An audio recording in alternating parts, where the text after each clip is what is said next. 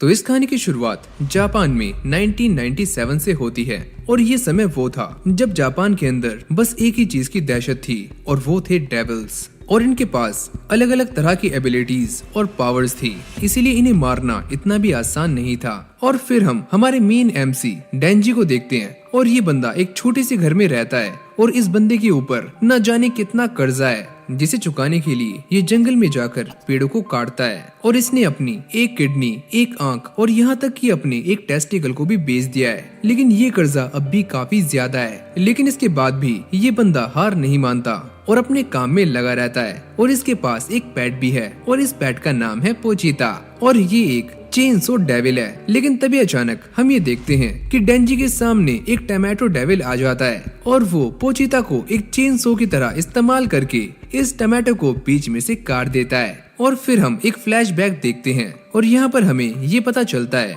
कि ये सारा का सारा कर्जा डेंजी के डैड के ऊपर था, लेकिन उन्होंने अपने आप को मार लिया, यानी कि खुदकुशी कर ली। और अब ये सारा का सारा कर्जा डेंजी के ऊपर है और उसे ही ये चुकाना है। और ये सारा कर्जा जिस बंदे से लिया गया है वो याकुजा गैंग का लीडर है और ये बंदा काफी खतरनाक है। और कुछ देर के बाद डेंजी के पास एक चेनसो डेविल आता है जो कि उसे पीछे से देख रहा था। और शुरू में डेंजी उसे देखकर थोड़ा सा घबरा जाता है, लेकिन तभी वो ये नोटिस करता है कि ये डेविल घायल है। और डेंजी ने ये बात सुनी थी कि अगर डेविल्स इंसानों का खून पीते हैं तो वो हील हो सकते हैं। और फिर डेंजी अपना हाथ आगे करके उसके साथ एक कॉन्ट्रैक्ट बनाता है कि वो उसे अपना खून ऑफर करेगा और बदले में इस चेनसो डेविल को उसका साथ देना है याकुजा गैंग से उसे बचाने में। और फिर डेंजी इस चेनसो डेविल की हेल्प से एक छोटे से डेविल को मौत की घाट उतार देता है। और वो याकुजा गैंग के लीडर से ये कहता है कि तुम मुझे अपनी डेविल हंटर की टीम में शामिल कर लो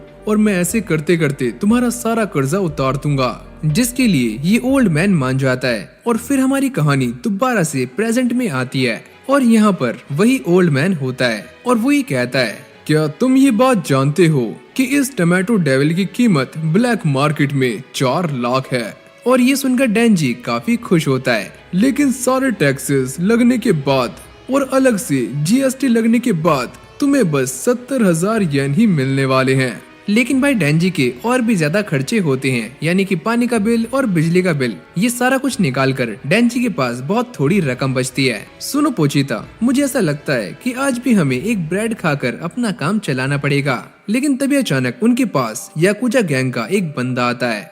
अरे ओए सुनो तो, अगर तुम इस जलती हुई सिगरेट को अपने मुंह में रख लेते हो तो मैं तुम्हें 100 रुपए दूंगा। और ये सुनने के बाद डेंजी उस जलती हुई सिगरेट को अपने मुंह में रख लेता है। और भाई ये बंदा काफी गरीबी में जी रहा है और पैसे कमाने के लिए ये कुछ भी कर सकता है। और इस तरह वो यहाँ से 100 रुपए कमा लेता है। और फिर हम डेंजी को उसके घर में देखते हैं जहाँ पर वो पोचीता के साथ एक ब्रेड का स्लाइस खा रहा होता है। और इस बंदे की कोई भी सोशल लाइफ नहीं है और दोस्त के नाम पर इसके पास बस एक ही पेट है जो है इसका पोचीता। और जिस तरह से ऐश के पास पिकाचू है, इसी तरह से हमारे डेंजी के पास है पोचीता। लेकिन डेंजी के ऊपर काफी ज्यादा कर्जा है और वो इस कर्जे को जल्दी से जल्दी खत्म करना चाहता है ताकि वो भी एक सोशल लाइफ जी सके। और उसका एक छोटा सा सपना है कि उसकी एक गर्लफ्रेंड हो और साथ में वो एक ब्रेड पर जैम लगाकर खा सके। और यहाँ पर डेंजी को बिल्कुल भी नींद नहीं आती और वो सोने के बाद भी एक ही सपना देखना चाहता है कि वो किसी लड़की के साथ फ्लर्ट करे, उसके साथ गेम्स खेले और उसकी बाहों में बाहें डालकर सो जाए। लेकिन तभी अचानक डेंजी खांसना शुरू करता है और उसके मुंह से खून बाहर आता है। और डेंजी की मॉम को दिल की बीमारी थी जिसकी वजह से वो मर गई थी और शायद अब ये बीमारी डेंजी को भी है, यानी कि वो भी अब काफी जल्दी मरने वाला है। लेकिन ये जिंदगी इतनी भी आसान कहाँ है और डेंजी निकल जाता है दोबारा से एक डेविल को मारने के लिए। और यहाँ पर डेंजी ओल्ड मैन के पीछे पीछे चल रहा होता है, लेकिन तभी अचानक एक बंदा पीछे से डेंजी और पोचीता के पेट में तलवार घुसा देता है। और ये सारा कुछ ओल्ड मैन ने जानबूझकर किया होता है क्योंकि इसने एक ज़ॉम्बी डेविल के साथ कॉन्ट्रैक्ट कर लिया है और इस ज़ॉम्बी को सारे के सारे डेविल हंटर्स चाहिए और इस बूढ़े आदमी को डेविल्स की पावर। लेकिन ये ओल्ड मैन इस बात से अनजान था कि ये ज़ॉम्बी सारे के सारे डेविल हंटर्स को अपने इशारों पर नचा सकता है, क्योंकि ये डेविल किसी भी इंसान को ज़ॉम्बी बना सकता है और वो सारे ज़ॉम्बीज इसी के इशारों पर नाचते हैं, यानी कि पूरी की पूरी याकुजा गैंग अब इस ज़ॉम्बी के कंट्रोल में है। एक काम करो कि तुम इस डेविल हंटर के टुकड़े टुकड़े कर दो और डेंजी यहाँ से भागने की काफी कोशिश करता है पर कोई भी फायदा नहीं होता और सारे के सारे ज़ॉम्बीज उसके ऊपर एक के बाद एक स्टैप कर रहे होते हैं और डेंजी को घायल कर देते हैं। ये मेरे साथ क्या हो रहा है? मैं बस एक नॉर्मल लाइफ जीना चाहता था और मेरी ख्वाहिशें इतनी बड़ी नहीं थी। क्या मेरी मौत यहीं पर लिखी है? जिसके बाद ज़ॉम्बीज उन दोनों के टुकड़े टुकड़े करके उन्हें कचरे के डिब्बे में डाल देते हैं और डेंजी यहाँ पर मर जाता है, लेकिन पोचिता अब भी जिंदा है। लेकिन तभी डेंजी की बॉडी से एक खून की बूंद पोचिता के मुंह में चली जाती है और पोचिता थोड़ा सा हील हो जाता है और उसे डेंजी की एक बात याद आती है। मैं ये बात अच्छे से जानता हूँ कि मेरी लाइफ इतनी बड़ी नहीं है और मैं एक दिन डेविल से लड़ता लड़ता मारा जाऊंगा और तुम भी शायद किसी दिन भूख से मारे जाओ। लेकिन मैंने ये बात सुनी है कि डेविल्स के पास एक ऐसी पावर होती है कि वो इंसानों की बॉडी पर कब्जा कर सकते हैं और डेंजी भी यही चाहता था कि उसके मरने के बाद पोचिता उसकी बॉडी को पोजेस कर ले और वो याकुजा गैंग से काफी दूर जाकर रहने लगे और आराम से अपनी सोशल लाइफ एंजॉय करे। जिसके बाद पोचिता डेंजी की बॉडी को पोजेस करना शुरू कर देता है और डेंजी एकदम ठीक हो जाता है और यहाँ पर ये दोनों आखिरी बार एक दूसरे को आमने सामने देखते हैं और पोचिता इस बार इंसानों की तरह बातें कर पा रहा होता है और वो डेंजी को ये समझाता है कि वो उसके साथ एक नया कॉन्ट्रैक्ट बना रहा है और इसमें पोचिता ने अपना हार्ट सैक्रिफाइस करके डेंजी को दे दिया है ताकि डेंजी एक नॉर्मल लाइफ जी सके। यानी कि पोचिता ने डेंजी को बचाने के लिए अपने आप को सैक्रिफाइस कर दिया है और अब डेंजी के पास डेविल हार्ट है तो वो पूरी तरह से हील हो जाता है और यहाँ तक कि उसकी किडनी और आंख भी पूरी तरह से ठीक हो जाती हैं और उसकी चेस्ट में से एक चीज बाहर निकलती है और ये है पोचिता की पूंछ, जिसे खींचने पर पोचिता की चेन सो चालू हो जाती थी और डेंजी उससे पेड़ों को काटा करता था। और डेंजी को जिंदा देखकर वो ज़ॉम्बी डेविल दोबारा से अपने ज़ॉम्बीज को डेंजी को मारने के लिए भेज देता है। इन लोगों के पास तो मुझसे काफी अच्छी लाइफ थी, तो आखिरकार क्यों इन लोगों ने इस ज़ॉम्बी डेविल के साथ कॉन्ट्रैक्ट कर लिया? ये बात सच है कि एक इंसान को कितना भी मिले वो कभी भी सेटिस्फाई नहीं होता। और अब ये सारे ज़ॉम्बीज बन चुके हैं और डेंजी के पास बस एक ही रास्ता है, इन्हें जान से मारना। और ये सोचकर वो ये डोरी खींच देता है और सारे के सारे ज़ॉम्बीज डेंजी के ऊपर लग जाते हैं। लेकिन तभी अचानक यहाँ पर एक चेन सो चलने की आवाज आती है और डेंजी इन सारे के सारे ज़ॉम्बीज को काटता हुआ बाहर निकलता है। पोचिता की सारी डेविल पावर्स अब डेंजी के अंदर आ चुकी हैं और उसके हाथों में से और यहाँ तक कि सर के अंदर से भी चेन सो बाहर निकल जाती है। जिसके बाद डेंजी सारे के सारे ज़ॉम्बीज को काटता हुआ ज़ॉम्बी डेविल के पास जाता है और उसे भी एक ही झटके में मौत के घाट उतार देता है और इस तरह हमारा डेंजी बनता है चेन सो मैन। लेकिन अब भी बाकी के बचे हुए ज़ॉम्बीज उसके ऊपर हमला करने के लिए आगे आ रहे होते हैं और डेंजी ये बात जानता है कि अगर मैंने इन सभी को मार दिया तो मेरे ऊपर का जितना भी कर्जा है वो सारा का सारा खत्म हो जाएगा, क्योंकि अगर याकुजा गैंग ही नहीं बचेगी तो कर्जा मुझसे लेगा कौन। और आखिरकार डेंजी एक डेविल हंटर है, जिसके बाद वो सारे के सारे ज़ॉम्बीज को गाजर मूली की तरह काटना शुरू कर देता है। और फिर हमें सुबह का सीन दिखाया जाता है जहाँ पर इस वेयर हाउस के सामने दो गाड़ियां आकर रुकती हैं और इनके अंदर से पब्लिक सेफ्टी डेविल हंटर्स बाहर निकलते हैं और ये सारे गवर्नमेंट के लिए काम करते हैं और इन्हें भी यहाँ पर उस डेविल को मारने के लिए भेजा गया होता है। और तभी वो ये नोटिस करते हैं कि उनके चारों तरफ बस ज़ॉम्बीज ही ज़ॉम्बीज हैं, यानी कि उनकी लाशें, और उनके बीच में खड़ा है अपना चेन सो मैन यानी कि डेंजी। हमें ऐसा लगता है कि ये भी एक डेविल है। लेकिन तभी माकीमा यहाँ पर आ जाती है और इसकी सूंघने की शक्ति काफी अच्छी होती है और वो ये बताती है कि ये ना तो एक इंसान है और ना ही डेविल। और फिर डेंजी पीछे गिरने लगता है और वो माकीमा को उसे गले लगाने के लिए कहता है और जैसे ही ये उसे गले लगाती है तो उसकी सारी की सारी चेन सो गायब हो जाती हैं और वो दोबारा से नॉर्मल हो जाता है। और माकीमा उसके सामने दो ऑप्शंस रखती है, या तो वो उसे मार दे या फिर डेंजी उसका पेट बनकर उसके साथ रहे। अच्छा मुझे ये बताओ कि मुझे खाने में क्या मिलेगा और नाश्ते में? और माकीमा कहती है कि तुम्हें बटर, ब्रेड, जैम और साथ में तुम्हें कुछ सैलेड भी मिलने वाला है। और ये सारी बातें सुनने के बाद डेंजी उसके साथ रहने के लिए मान जाता है, यानी कि उसका एक पेट बन जाता है। और फिर डेंजी माकीमा के साथ उसकी कार में होता है और उसके पेट में गुड़गुड़ हो रही होती है और माकीमा उससे कहती है कि अब तुम मेरे साथ हो और मैं चाहती हूँ कि तुम मेरे सारे सवालों का जवाब सही सही दो। अरे यार, ये तो मुझे एक कुत्ते की तरह ट्रीट कर रही है और ये दिखने में काफी डरावनी है। ओ यार, फिर से ये पेट गुड़गुड़ कर रहा है। और माकीमा उससे कहती है कि चलो रेस्ट एरिया में जाकर कुछ खा लेते हैं और तुम्हारी सारी पेमेंट मैं करने वाली हूँ। और डेंजी शर्टलेस होता है तो माकीमा उसे अपना कोट दे देती है और ये देखकर डेंजी को उससे प्यार हो जाता है। और जब ये दोनों खाना खाने के लिए बाहर आते हैं तो माकीमा उससे पूछती है कि आखिरकार वो ऐसा कैसे बन गया। और डेंजी बताता है कि उसके पास एक पेट था जिसका नाम था पोचीता और उसने मुझे बचाने के लिए अपने आप को सैक्रिफाइस कर दिया। माकीमा कहती है कि ये सिचुएशन तो काफी रेयर है और हमारे पास तो इसका कोई भी नाम नहीं है, और हाँ, तुम्हारे अंदर पोचीता अब भी कहीं न कहीं जिंदा है। और ये सुनने के बाद डेंजी काफी खुश होता है, लेकिन वो दोबारा से बेहोश हो जाता है। और जैसे उसकी आँख खुलती है तो उसके सामने उसका फूड रेडी होता है और वो अपने हाथ से ना खाने का बहाना करता है और माकीमा उसे अपने हाथों से खिलाना शुरू कर देती है। एक बात बताओ, आखिरकार तुम्हें किस तरह के लड़के पसंद हैं?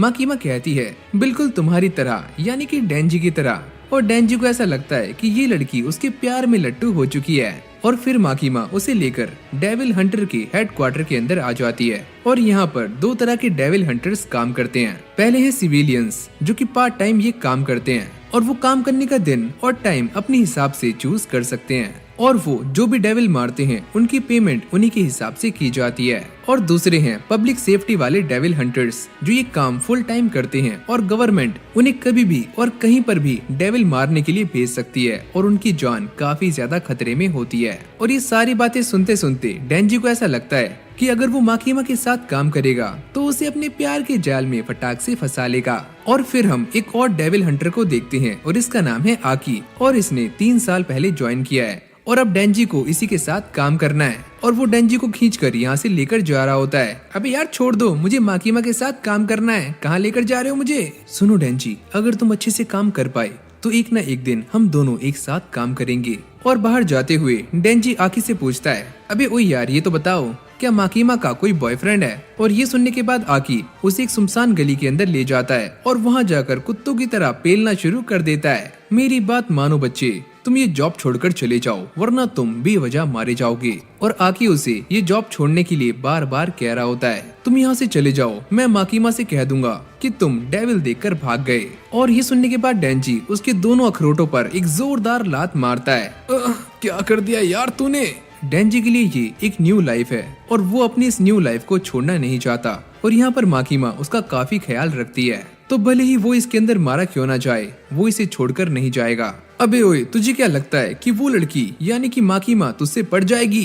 कभी भी नहीं। और ये सुनते ही डेंजी बार बार उसके अखरोट को 2 से 4 कर देता है और उनका कचुम्बर बना देता है और माकीमा के सामने जाकर ऐसे पेश आता है कि जैसे किसी डेविल ने ये सारा काम किया हो। पर आकी सारा कुछ बता देता है, ये वही है जिसने ये सारा काम किया है, वहाँ पर कोई भी डेविल वेविल नहीं था। और माकीमा आकी को ये बताती है कि डेंजी काफी यूनिक है, वो अपनी मर्जी से एक डेविल के अंदर ट्रांसफॉर्म हो सकता है। क्या ये बात सच है? माकीमा कहती है कि अगर डेंजी ने यहाँ से भागने की कोशिश की तो इसे एक डेविल समझकर मार दिया जाएगा। और फिर हमें अगले दिन का सीन दिखाया जाता है जहाँ पर डेंजी एक ब्रेड के ऊपर 4-5 तरह के बटर लगाकर और जैम लगाकर खा रहा होता है और मस्त अपना नहाता है और यहाँ तक कि टॉयलेट के अंदर भी बैठे बैठे सो जाता है। और आकी ये सारा कुछ देख रहा होता है और ये सारी हरकतें काफी अजीब होती हैं। और कुछ टाइम बाद इन दोनों को एक फील्ड को मारने का मिशन मिलता है और डेंजी को इसके बारे में कुछ भी पता नहीं होता और आकी उसे बताता है फील्ड तुमसे काफी अपोजिट है, वो ह्यूमन बॉडी पर अपना पूरा कंट्रोल कर लेते हैं और वो भी एक तरह के डेविल्स हैं, लेकिन वो मरी हुई बॉडीज पर ही अपना कंट्रोल करते हैं। और डेंजी एक फील्ड नहीं है क्योंकि डेंजी अपनी बॉडी और माइंड पर कंट्रोल कर सकता है। और जब ये दोनों एक कमरे के अंदर आते हैं वो ये नोटिस करते हैं कि एक फील्ड ने एक बूढ़े आदमी की लाश को अपने कब्जे में ले लिया है और ये बंदा दिखने में काफी अजीब लग रहा होता है। सुनो डेंजी, एक काम करो, चेनसॉ मैन बनकर इसे जान से मार दो। लेकिन डेंजी बिना अपनी पावर्स का यूज किए इसे आसान मौत दे देता है। अबे ओए घनचक्कर, फील्ड भी डेविल्स होते हैं और तुम्हें उनके ऊपर दया दिखाने की कोई भी जरूरत नहीं है। और वो ये बताता है कि माकीमा की पूरी फैमिली को एक डेविल ने जान से मार दिया था। और डेंजी कहता है कि अगर मेरे सामने कोई डेविल आया तो मैं उससे दोस्ती कर लूंगा और वैसे भी मेरा कोई दोस्त नहीं है। और जब आकी कमरे से बाहर जाता है तो ये बात सामने आती है कि आखिरकार डेंजी चेनसॉ मैन क्यों नहीं बना, क्योंकि यहाँ पर कुछ मैगजीन पड़ी होती हैं और डेंजी नहीं चाहता था कि ये सारी गंदी हों और वो उसे काफी घूर घूर कर देख रहा होता है। और वो ये सोचता है कि अब वो पोचिता के सपने को जी रहा है, लेकिन अब भी कुछ मिसिंग है। तभी डेंजी ये डिसाइड करता है कि उसकी लाइफ का एक गोल है और अब वो माकीमा के दोनों संतरों को अपने हाथों से छूना चाहता है और इसे ही वो अपनी लाइफ का एक मकसद बना लेता है। और जब माकीमा इन दोनों से बातें कर रही होती है तभी अचानक अंदर एक लड़की आ जाती है और ये एक फील्ड है और इसका नाम है पावर। और उसे देखकर डेंजी कहता है, तुम एक फील्ड को हमारी टीम के अंदर शामिल क्यों कर रही हो? लेकिन बोलते बोलते डेंजी रुक जाता है और वो ये नोटिस करता है कि ये फील्ड काफी हॉट है और उसे अब कोई भी ऑब्जेक्शन नहीं होता। माकीमा कहती है कि ये लड़की भी तुम्हारी तरह ही काफी यूनिक है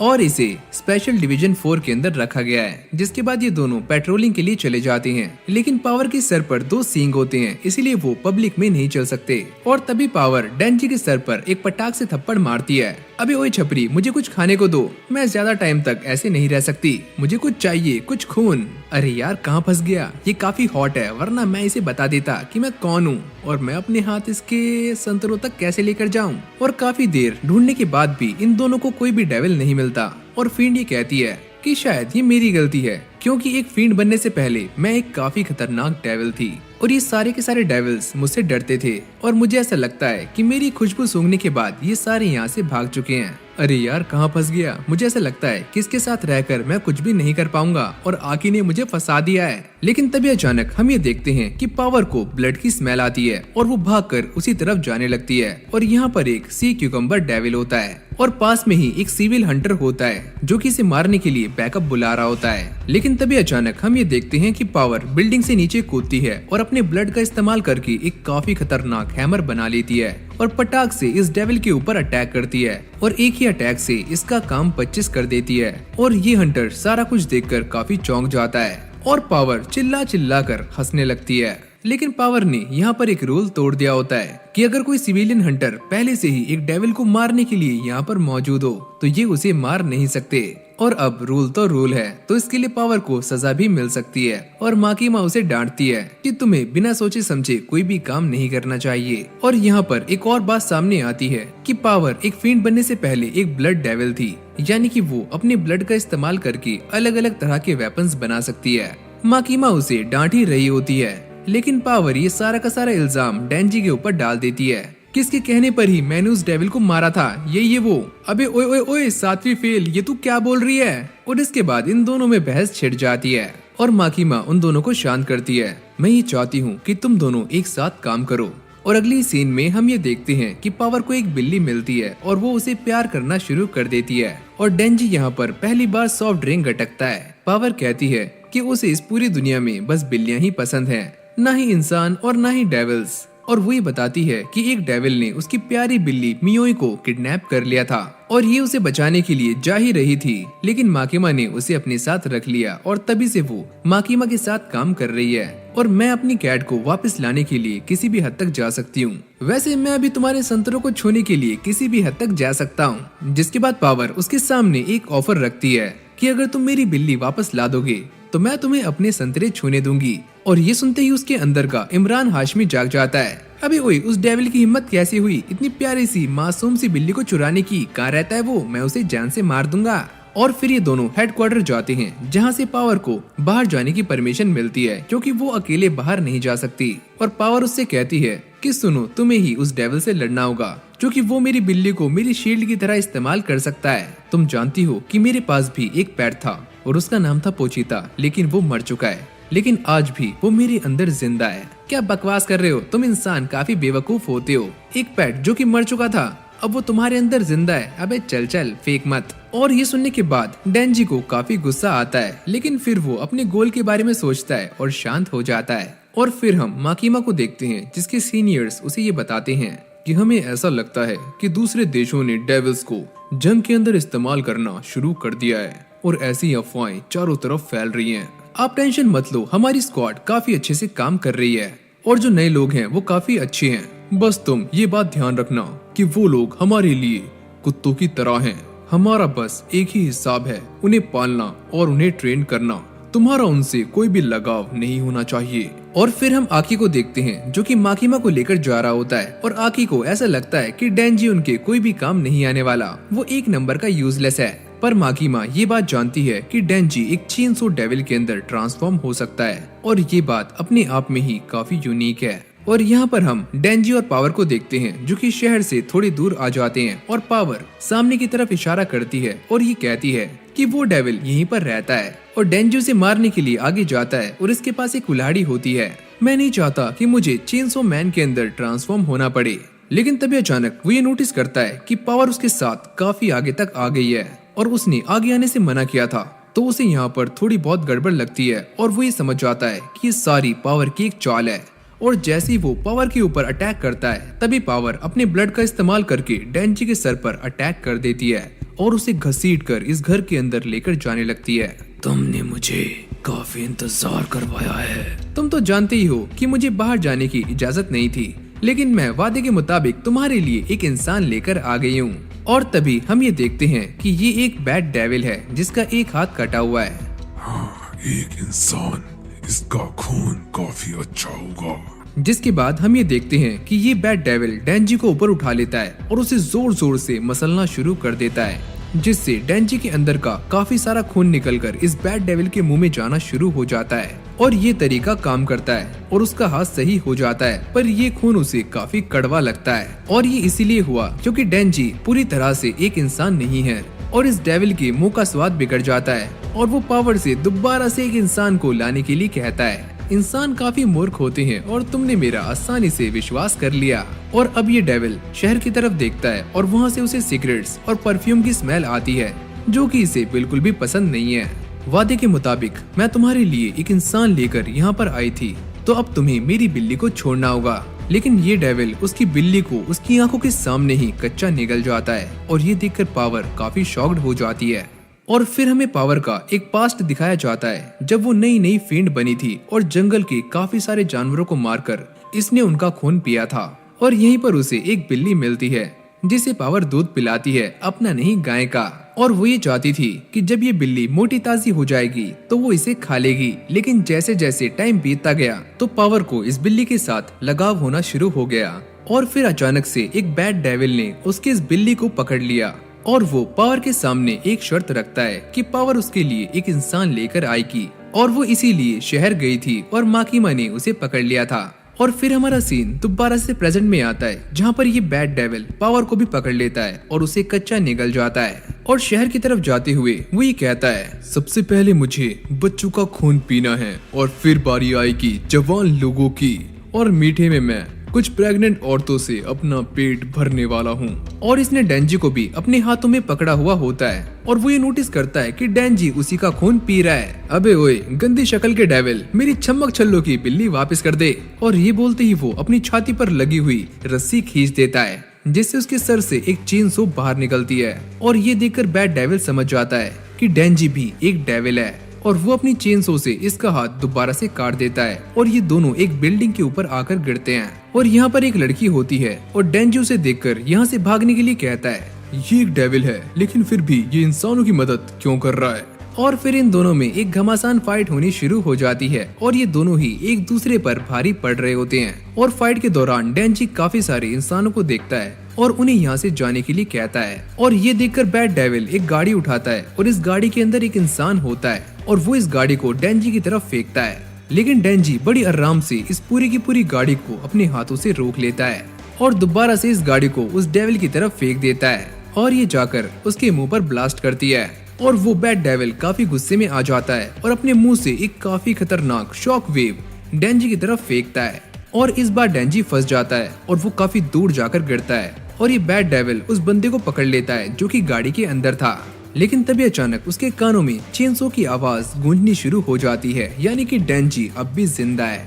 और ये सुनकर इस बैड डेविल की फट रही होती है और तभी अचानक डेंजी धुएं से बाहर आता है और ये एंट्री एक नंबर होती है। तुझे क्या लगा कि मैं तुझसे हार जाऊंगा? और ये देखकर बैड डेविल उसकी तरफ एक काफी बड़ा पत्थर फेंकता है, लेकिन डेंजी अपने चेनसो से उस पत्थर को भी काट देता है। और इससे पहले ये डेविल कुछ कर पाता, डेंजी उसके दूसरे हाथ को भी काट देता है और अपनी चेनसो से सीधा उसके पेट में अटैक करता है और उसके पेट की सारी अतड़ियां बाहर निकाल देता है और चारों तरफ बस एक ही चीज की बारिश होती है और वो है ब्लड।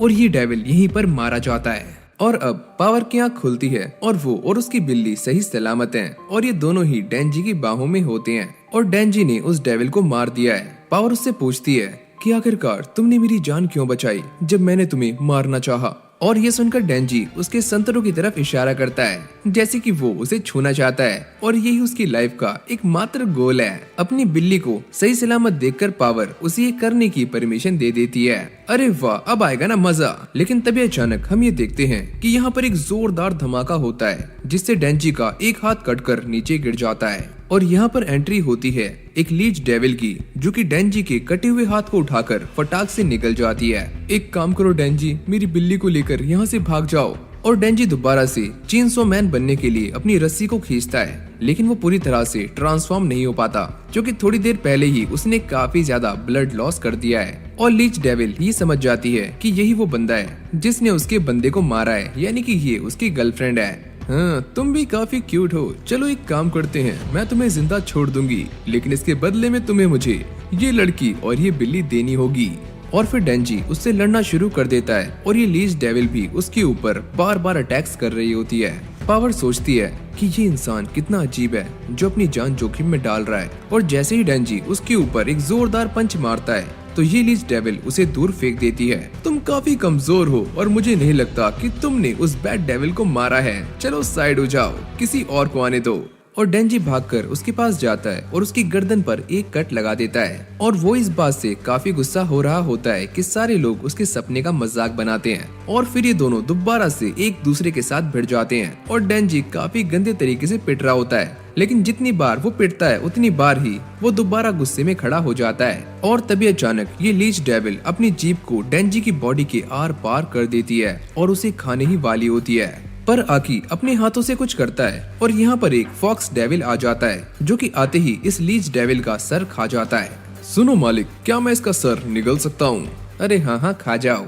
और आकी अपने साथ कुछ और डेविल हंटर्स को भी लेकर आया होता है और वो सारे यहाँ पर रिसर्च और रेस्क्यू करने के लिए आते हैं। और डेंजी भी यहाँ पर बेहोश हो जाता है और जब उसकी आंख खुलती है तो वो एक हॉस्पिटल के अंदर होता है और आकी उसे बताता है कि हमें तुम्हारा हाथ मिल गया था और हमने दोबारा से इसे रीअटैच कर दिया है। हाँ वो तो ठीक है, लेकिन मुझे ये बताओ कि वो फॉक्स डेविल कहाँ से आया था? आकी उसे समझाता है कि उसने फॉक्स डेविल के साथ एक कॉन्ट्रैक्ट किया हुआ है और ये कॉन्ट्रैक्ट वैसा ही है जैसे कि डेंजी ने पोचीता के साथ किया हुआ है। लेकिन मैं तुम्हें एक बात बता दूं कि मुझे फॉक्स डेविल का इस्तेमाल करने के लिए अपनी बॉडी का कोई पार्ट उसे खाने के लिए देना पड़ता है और इस बार मैंने अपनी हाथ की स्किन उसको दी है। और यहाँ पर आकी सारा कुछ एक्सप्लेन करना शुरू कर देता है कि वो सारे ये बात पहले से ही जानते थे कि डेंजी पावर के साथ शहर से बाहर गया हुआ है और जब उन्होंने उस घर के बाहर डेंजी का खून देखा तो वो सारा कुछ समझ गए कि आखिरकार माजरा क्या है। वैसे एक बात बताओ कि तुम पावर को बचाना क्यों चाहते थे? अरे क्या सच में?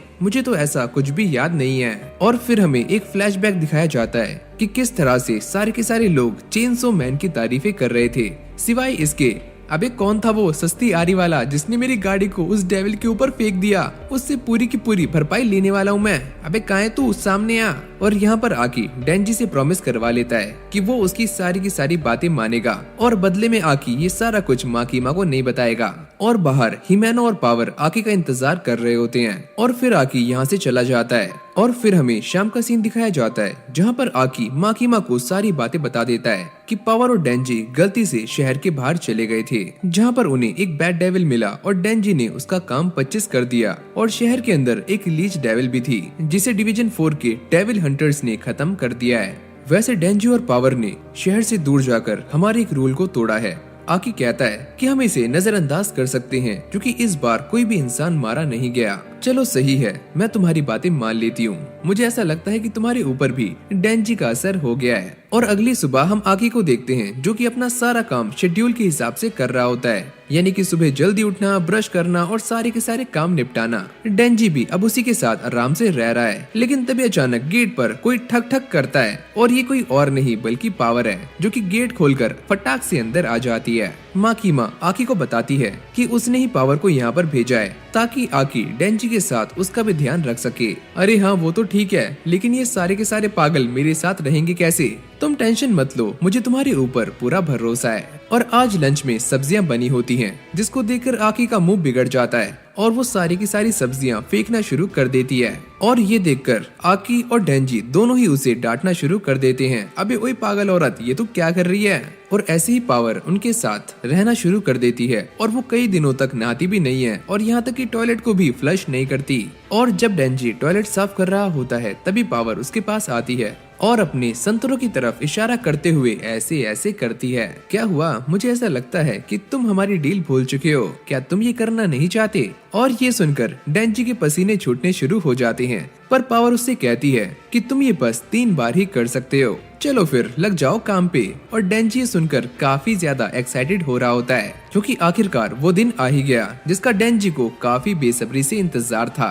अरे वाह यार, ये कितनी खूबसूरत है, एकदम एंजल प्रिया की तरह। और जैसे ही डेंजी उसके संतरों को छूने के लिए अपने हाथ आगे बढ़ाता है तभी एक चीज निकलकर पटाख से नीचे गिरती है और ये है पैड्स, जिनका इस्तेमाल पावर अपने संतरों को बड़ा दिखाने के लिए करती है। तो लो भाई, इसका तो पोपट हो गया। लेकिन इसके बाद भी डेंजी नहीं रुकता और वो दोबारा से 2 बार और उन्हें स्क्वीज करता है और उसका ये मिशन पूरा हो जाता है। मुझे ऐसा लगता है कि तुम्हें काफी ज्यादा मजा आया। और ये बोलने के बाद पावर यहाँ से चली जाती है। लेकिन इस इंसिडेंट के बाद डेंजी सदमे में रहना शुरू कर देता है क्योंकि उसे कुछ भी फील नहीं हुआ था और वो ना तो खाता है और ना ही उसका ध्यान किसी और चीज में लगता है। माकीमा उसे हेडक्वार्टर के अंदर बुलाती है क्योंकि बैड डेविल को मारते हुए काफी सारा नुकसान हुआ था, तो उसके कुछ पेपर्स अभी बाकी हैं। माकीमा के पूछने पर डेंजी बताता है कि मैं जिस सपने को इतने लंबे टाइम से देख रहा था वो फाइनली पूरा हो चुका है, लेकिन उसके बाद भी मेरे हाथ कुछ नहीं लगा और मुझे कुछ सेटिस्फेक्शन नहीं हुआ। आखिरकार तुम कौन से सपने की बात कर रहे हो?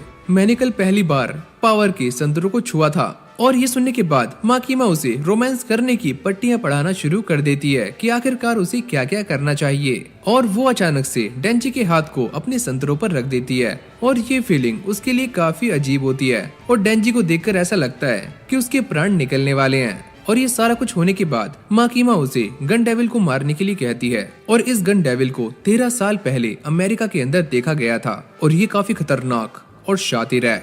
और ये सारा कुछ डेंजी बड़ी गौर से सुनता है और माकीमा उसके सामने एक प्रपोजल रखती है कि अगर उसने इस गन डेविल को मार दिया तो माकीमा उसकी कोई भी एक इच्छा पूरी करेगी और ये इच्छा कुछ भी हो सकती है। क्या ये सच है कि अगर मैंने गन डेविल को मार दिया तो तुम मेरी कोई भी एक ख्वाहिश पूरी करोगी? सोच लो, वो कुछ भी हो सकती है। अब इसकी बातें सुनकर ऐसा लगता है कि ये बंदा अपना पूरा ठरकपन दिखाने वाला है और माकीमा उसे एक बैक स्टोरी सुनाती है कि कुछ टाइम पहले लोगों ने अपने आप को डेविल से बचाने के लिए अपने पास गन्स को रखना शुरू कर दिया, जिससे धीरे धीरे गन क्राइम बढ़ना शुरू हो गया और लोग गन वायलेंस से काफी ज्यादा डरने लगे। जिसके बाद अमेरिका के अंदर एक काफी खतरनाक धमाका हुआ और तभी पहली बार गन डेविल को देखा गया। और इसी बीच हमें एक और कहानी को दिखाया जाता है जहाँ पर 2 भाई स्नो में खेल रहे होते हैं और छोटे वाले का नाम होता है ताइयो और बड़ा भाई उससे कहता है कि अगर तुम ऐसे खेलोगे तो तुम्हें सर्दी लग जाएगी, एक काम करो, घर जाकर ग्लव्स पहनकर आ जाओ। और जैसे ही ताइयो अपने घर के अंदर जाता है तभी अचानक यहाँ पर एक काफी खतरनाक तूफान आता है जिससे उसका पूरा का पूरा घर तबाह हो जाता है और यहाँ पर बस एक ही इंसान बचता है और वो है ताइयो का बड़ा भाई। और ये तूफान पूरे शहर के अंदर आया था जिसमें ना जाने कितने लोग मारे गए और माकीमा कहती है कि तभी से गन डेविल का कोई भी अता पता नहीं है। तो चलो मैं उसे हरा दूंगा, लेकिन हम उसे ढूंढेंगे कैसे? माकीमा उसे गन डेविल के टुकड़े दिखाती है और ये सारे टुकड़े एक दूसरे के साथ अट्रैक्ट हो रहे होते हैं। अगर तुमने ऐसे ही काफी सारे टुकड़ों को जमा कर लिया तो ये सारे टुकड़े गन डेविल की तरफ अट्रैक्ट होने शुरू हो जाएंगे, जिससे हमें उसका पता लग जाएगा। और हिमेनो और आकी को भी एक और टुकड़ा मिल चुका है जो कि उन्होंने फिश डेविल को मारकर उसके अंदर से निकाला है। और वो लड़का जिसका पूरा परिवार उस तूफान के अंदर मारा गया था वो कोई और नहीं बल्कि आकी है। और फिर एक होटल के अंदर एक डेविल को देखा जाता है और जितने भी सिविलियन हंटर्स उसे मारने के लिए गए थे वो सारे के सारे मारे गए और पता चलता है कि इस डेविल ने उस गन डेविल का एक टुकड़ा निकल लिया है और जो भी उस गन डेविल का ये टुकड़ा खाता है तो उसकी पावर्स पहले से काफी गुना बढ़ जाती हैं। और अब आकी अपनी टीम के साथ इसे मारने के लिए यहाँ पर आता है और उसकी टीम के अंदर हम 2 नए मेंबर्स को भी देखते हैं, ये है बैनी और ये है काजू। मुझे ऐसा लगता है कि वो डेविल इसी बिल्डिंग के अंदर है, क्या पता वो डेविल गन डेविल ही हो। ऐसा नहीं हो सकता, अगर ऐसा होता तो ये टुकड़ा उसकी तरफ ज्यादा अट्रैक्ट करता। सुनो सर, क्या हम इन दोनों पर विश्वास कर सकते हैं, क्योंकि इनमें से एक फील्ड है और दूसरा ये छपरी नल्ला। जिसके बाद ये दोनों आकी के साथ मजाक करना शुरू कर देते हैं और वो इन दोनों के ऊपर काफी ज्यादा गुस्सा होता है। अबे बाज नहीं आओगे तुम? हिमेनो कहती है कि जो भी इस गन डेविल को मारेगा मैं उसे गालों पर पप्पी देने वाली हूँ। पर डेंजी एक सख्त लौंडा है, उसे माकीमा की बात याद आती है कि माकीमा ने उसके साथ क्या प्रॉमिस किया था। और वैसे भी इस छपरी की पप्पी लेना कौन चाहता है। सुनो, अगर तुम इस गन डेविल को मार देते हो तो मैं तुम्हारे होठों पर पप्पी देने वाली हूँ। और ये सुनते ही डेंजी दौड़ लगाना शुरू कर देता है और काजू से रोकने की काफी कोशिशें करता है। अबे कल क्या है छपरी, तू इस लड़की की पप्पी लेगा, तू तुझे पप्पी। और ये सारे लोग इन दोनों की फाइट एंजॉय कर रहे होते हैं। और फिर हमें एक फ्लैशबैक दिखाया जाता है जहाँ पर हिमेनो एक कब्रिस्तान के अंदर खड़ी होती है और यहाँ पर उसकी मुलाकात आकी से होती है। क्या ये बंदा हमारे किसी काम का है, क्योंकि पहले ही मेरे कई साथी मारे गए हैं। और फिर ये सारे डेविल को ढूंढते हुए ऊपर आ जाते हैं, लेकिन तभी अचानक हिमेनो रुक जाती है। मुझे ऐसा लगता है कि डेविल आ रहा है। और तभी अचानक यहाँ पर डेविल की एंट्री होती है और इस डेविल का बस एक सिर है और 2 पैर। और ये आते ही उन सभी पर अटैक करने के लिए कूद जाता है, लेकिन तभी पावर उसके मुंह पर एक जोरदार मुक्का मारकर उसे पीछे कर देती है और वो अपने ब्लड से एक कुल्हाड़ी बनाती है और इस डेविल के टुकड़े टुकड़े कर देती है। और पावर को ऐसा लगता है कि ये सारा कुछ उसी ने किया है, लेकिन हिमेनो एक्सप्लेन करती है कि उसने एक घोस्ट डेविल के साथ कॉन्ट्रैक्ट किया हुआ है और इसके बदले में उसने अपनी एक आंख सैक्रिफाइस कर दी है और ये घोस्ट किसी को भी दिखाई नहीं देता। तो चलो एक काम करते हैं, अगर मैं इसे यहीं पर मार दूं तो तुम्हारा घोस्ट डेविल क्या करेगा। लेकिन तभी हिमेनो अपने घोस्ट हैंड से पावर का गला दबा देती है और ये एक घोस्ट डेविल है तो पावर इसे छू भी नहीं सकती। और जब ये सारे आगे जा रहे होते हैं तभी काजू उसी डेविल का खून देखता है जिसे उन्होंने नीचे वाले फ्लोर पर मारा था। मुझे ऐसा लगता है कि यहाँ कुछ तो गड़बड़ है और वो ये चेक करने के लिए नीचे वाले फ्लोर पर जाता है, लेकिन ये सारे पहले से ही नीचे खड़े होते हैं और ये देखकर काजू समझ जाता है कि ये सारे एक लूप के अंदर फंस चुके हैं। और फिर आकी इसी चीज का पता लगाने के लिए लेफ्ट वाले कमरे के अंदर जाता है जहाँ पर एक विंडो होती है और वो अचानक से ही राइट वाले कमरे से बाहर निकल जाता है, यानी कि ये सारे के सारे इस 8th फ्लोर पर फंस चुके हैं। और फिर ये सारे एक कमरे के अंदर आ जाते हैं और ये सोचते हैं कि शायद ये किसी डेविल का काम है और यहाँ से निकलने की ये सारे न जाने कितनी कोशिश करते हैं पर सारे ही नाकाम हो जाते हैं। डेंजी कहता है कि ये सारा कुछ इसीलिए हो रहा है क्योंकि इस पागल लड़की ने उस डेविल को मार दिया था। अबे ओए, मैंने तेरे कहने पर ही उसे मारा है, लेकिन एक बात तो साफ है कि ये काम उस डेविल का नहीं है क्योंकि वो मारा जा चुका है और ये काम किसी और डेविल ने किया है जिसने बड़ी चालाकी से इन सभी को यहाँ पर फंसा दिया है। और बैनी रोना शुरू कर देती है कि हम सारे यहाँ पर भूख से मारे जाएंगे। और ये देखकर पावर को हंसी आ रही होती है, पर हिमेनो उसे मना करती है कि तुम्हें डरना नहीं है क्योंकि डेविल्स को डर काफी पसंद होता है। और आकी ये नोटिस करता है कि इस जगह की सारी घड़ियां एक टाइम पर रुकी हुई हैं, यानी कि उनके साथ टाइम भी यहाँ पर रुक गया है। और ये जानने के बाद डेंजी काफी खुश हो जाता है, इसका मतलब मैं जी भरकर सो सकता हूँ। और हाँ, जब तुम सारे बाहर जाने का रास्ता ढूंढ लो तो मुझे उठा देना। और ये देखकर आकी काफी हैरान हो जाता है और वो दोबारा से उसी डेविल को ढूंढने के लिए निकल जाता है। और इन लोगों ने काफी सारा सामान भी इकट्ठा कर लिया होता है और ये सारे यहाँ से बाहर निकलने का रास्ता ढूंढते ढूंढते थक जाते हैं। लेकिन पावर अब भी एक प्राइम मिनिस्टर बनने के सपने देख रही होती है ताकि वो सभी लोगों पर 100% टैक्स लगा सके। हिमेनो और डेंजी उसकी सारी बकवास सुन रहे होते हैं। अबे यार, ये तो एक नंबर की पागल है। और फिर ये सारे बाकी सभी के हालचाल देखने के लिए निकल जाते हैं और हिमेनो अपनी सिगरेट पी रही होती है। और फिर हमें एक पास्ट का सीन दिखाया जाता है जहाँ पर आकी और हिमेनो इस गन डेविल को मारने के लिए बातें कर रहे होते हैं और हिमेनो को सिगरेट पीने की लत आकी ने ही लगवाई होती है। और जब ये दोनों डिनर कर रहे होते हैं तभी हिमेनो ये बताती है कि डेविल्स को उन हंटर से डर नहीं लगता जो काफी खतरनाक होते हैं, उन्हें डर उन हंटर से लगता है जिनके दिमाग का पेच थोड़ा सा ढीला होता है। और ये वही टाइम था जब हिमेनो ने पहली बार इस सिगरेट को अपने लबों से लगाया था। और फिर हमारा सीन दोबारा से प्रेजेंट में आता है जहाँ पर हिमेनो आकी से एक सिगरेट मांग रही होती है और फिर ये दोनों एक ही सिगरेट को शेयर करना शुरू कर देते हैं। डेंजी कहता है, अबे ओए, ये तुम क्या कर रहे हो? अबे सटी आ गए हो क्या? और जैसे ये सारे हॉल में आते हैं वो ये नोटिस करते हैं कि ये डेविल काफी बड़ा हो चुका है और दिखने में काफी भद्दा लग रहा है। और ये उन सभी के सामने एक कॉन्ट्रैक्ट रखता है कि अगर ये सारे डेंजी को उसे खाने देंगे तो वो इन सभी को आजाद कर देगा। और ये सुनते ही बैनी डेंजी को मारने के लिए आगे आती है, लेकिन ये सारे उसे रुका लेते हैं। और आकी भी अपने डेविल फॉक्स का इस्तेमाल नहीं कर पाता क्योंकि वो बाहरी दुनिया से कट चुका है। और हिमेनो अपने डेविल हैंड का इस्तेमाल करती है जिससे इस डेविल को काफी ज्यादा दर्द होता है, लेकिन ये धीरे धीरे साइज में बड़ा होने लगता है। और ये कहता है, तुम्हारे पास यहाँ से बाहर निकलने का कोई भी रास्ता नहीं है, तो मेरी बात मानो, मेरे साथ डील कर लो। अरे नहीं नहीं नहीं, अगर ये मुझे खाने के बाद पलट गया तो मेरा क्या होगा? हिमेनो मना करती है कि ऐसी कोई भी नौबत नहीं आने वाली क्योंकि ह्यूमंस और डेविल्स अपने कॉन्ट्रैक्ट पर टिके रहते हैं। अगर दोनों में से किसी एक ने भी इस कॉन्ट्रैक्ट को तोड़ा तो उसकी जान जा सकती है। अरे यार सुनो, एक काम करते हैं, जैसे ये बोल रहा है वैसा मान लेते हैं और यहाँ से बाहर निकलने के बाद हम इसे मारने का कोई और तरीका ढूंढ लेंगे। और इनमें से काफी सारे हंटर्स डेंजी को मारने के लिए मान जाते हैं और खासकर पावर। पर आकी ऐसा करने से मना करता है और ये सारे बैठकर सोचने लगते हैं कि आखिरकार इस सिचुएशन से वो सारे बाहर कैसे निकलेंगे। मुझे ऐसा लगता है कि अब मुझे इस तलवार का इस्तेमाल करना ही होगा, पर हिमेनो उसे ऐसा करने से मना करती है। और काजू ये देखता है कि पावर ने उनका सारा का सारा खाना खा लिया है और ये देखकर बैनी का दिमाग सटक जाता है और वो पावर को मारने के लिए अपना खंजर निकाल लेती है। और ये देखकर काजू जोर जोर से चिल्लाना शुरू कर देता है और उसके डर की वजह से ये डेविल और भी ज्यादा बड़ा होने लगता है और इसका नाम है एटर्निटी डेविल। और ये उन तीनों को मारने के लिए आगे बढ़ने लगता है। और अब ये सारा कुछ देखकर आकी अपनी स्वॉर्ड का इस्तेमाल करने ही वाला होता है, लेकिन हिमेनो उसे अपने घोस्ट हैंड से रोक लेती है। अगर तुम इसका इस्तेमाल करते हो, तुम जानते हो ना कि तुम अपनी लाइफ के काफी सारे सालों को खो दोगे। और इसी बीच बैनी अपने खंजर से डेंजी के ऊपर अटैक कर देती है, लेकिन आकी सामने आ जाता है और ये खंजर आकी को लग जाता है। और ये देखकर डेंजी कहता है कि पावर तुम एक काम करो, आकी के ब्लड को रोको। पर पावर ऐसा नहीं कर सकती क्योंकि पावर बस अपनी ही ब्लड पर कंट्रोल कर सकती है। और ये देखकर बैनी रोना शुरू कर देती है क्योंकि उसको ऐसा लगता है कि आकी भी मारा जाएगा। और ये सारी बातें सुनने के बाद डेंजी डिसाइड करता है कि वो इस डेविल से लड़ेगा और वो इसके मन में इतना खौफ पैदा कर देगा कि ये डेविल अपने आप ही मर जाए। चलो एक काम करते हैं, मैं तुम्हारा हिसाब बराबर कर देता हूँ। तुमने मेरे लिए कुछ किया और मैं तुम्हारे लिए कुछ करने वाला हूँ। और ये बोलते ही डेंजी अपनी आरी पर धार लगा लेता है और कूद जाता है इस डेविल के मुंह में उससे पंगे लेने के लिए। और अंदर जाते ही डेंजी चेनसो मैन के अंदर ट्रांसफॉर्म हो जाता है और उसे अंदर से काटना शुरू कर देता है। और ये डेविल भी उसके ऊपर भारी पड़ रहा होता है और ये कहता है कि मुझे काटने से कुछ भी नहीं होगा क्योंकि मेरा दिल यहाँ पर है ही नहीं। लेकिन इसके बावजूद भी डेंजी उसे काटना जारी रखता है। और ये देखकर पावर कहती है कि अगर डेंजी ऐसे ही लड़ता रहा तो उसका काफी ज्यादा ब्लड लॉस हो जाएगा और उसकी सारी चेनसो दोबारा से अंदर चली जाएंगी। और तभी अचानक ये डेविल डेंजी को चारों तरफ से पकड़ लेता है। तुम तो पहले से काफी कमजोर हो गए हो, लगता है तुम मुझसे जीत नहीं सकते।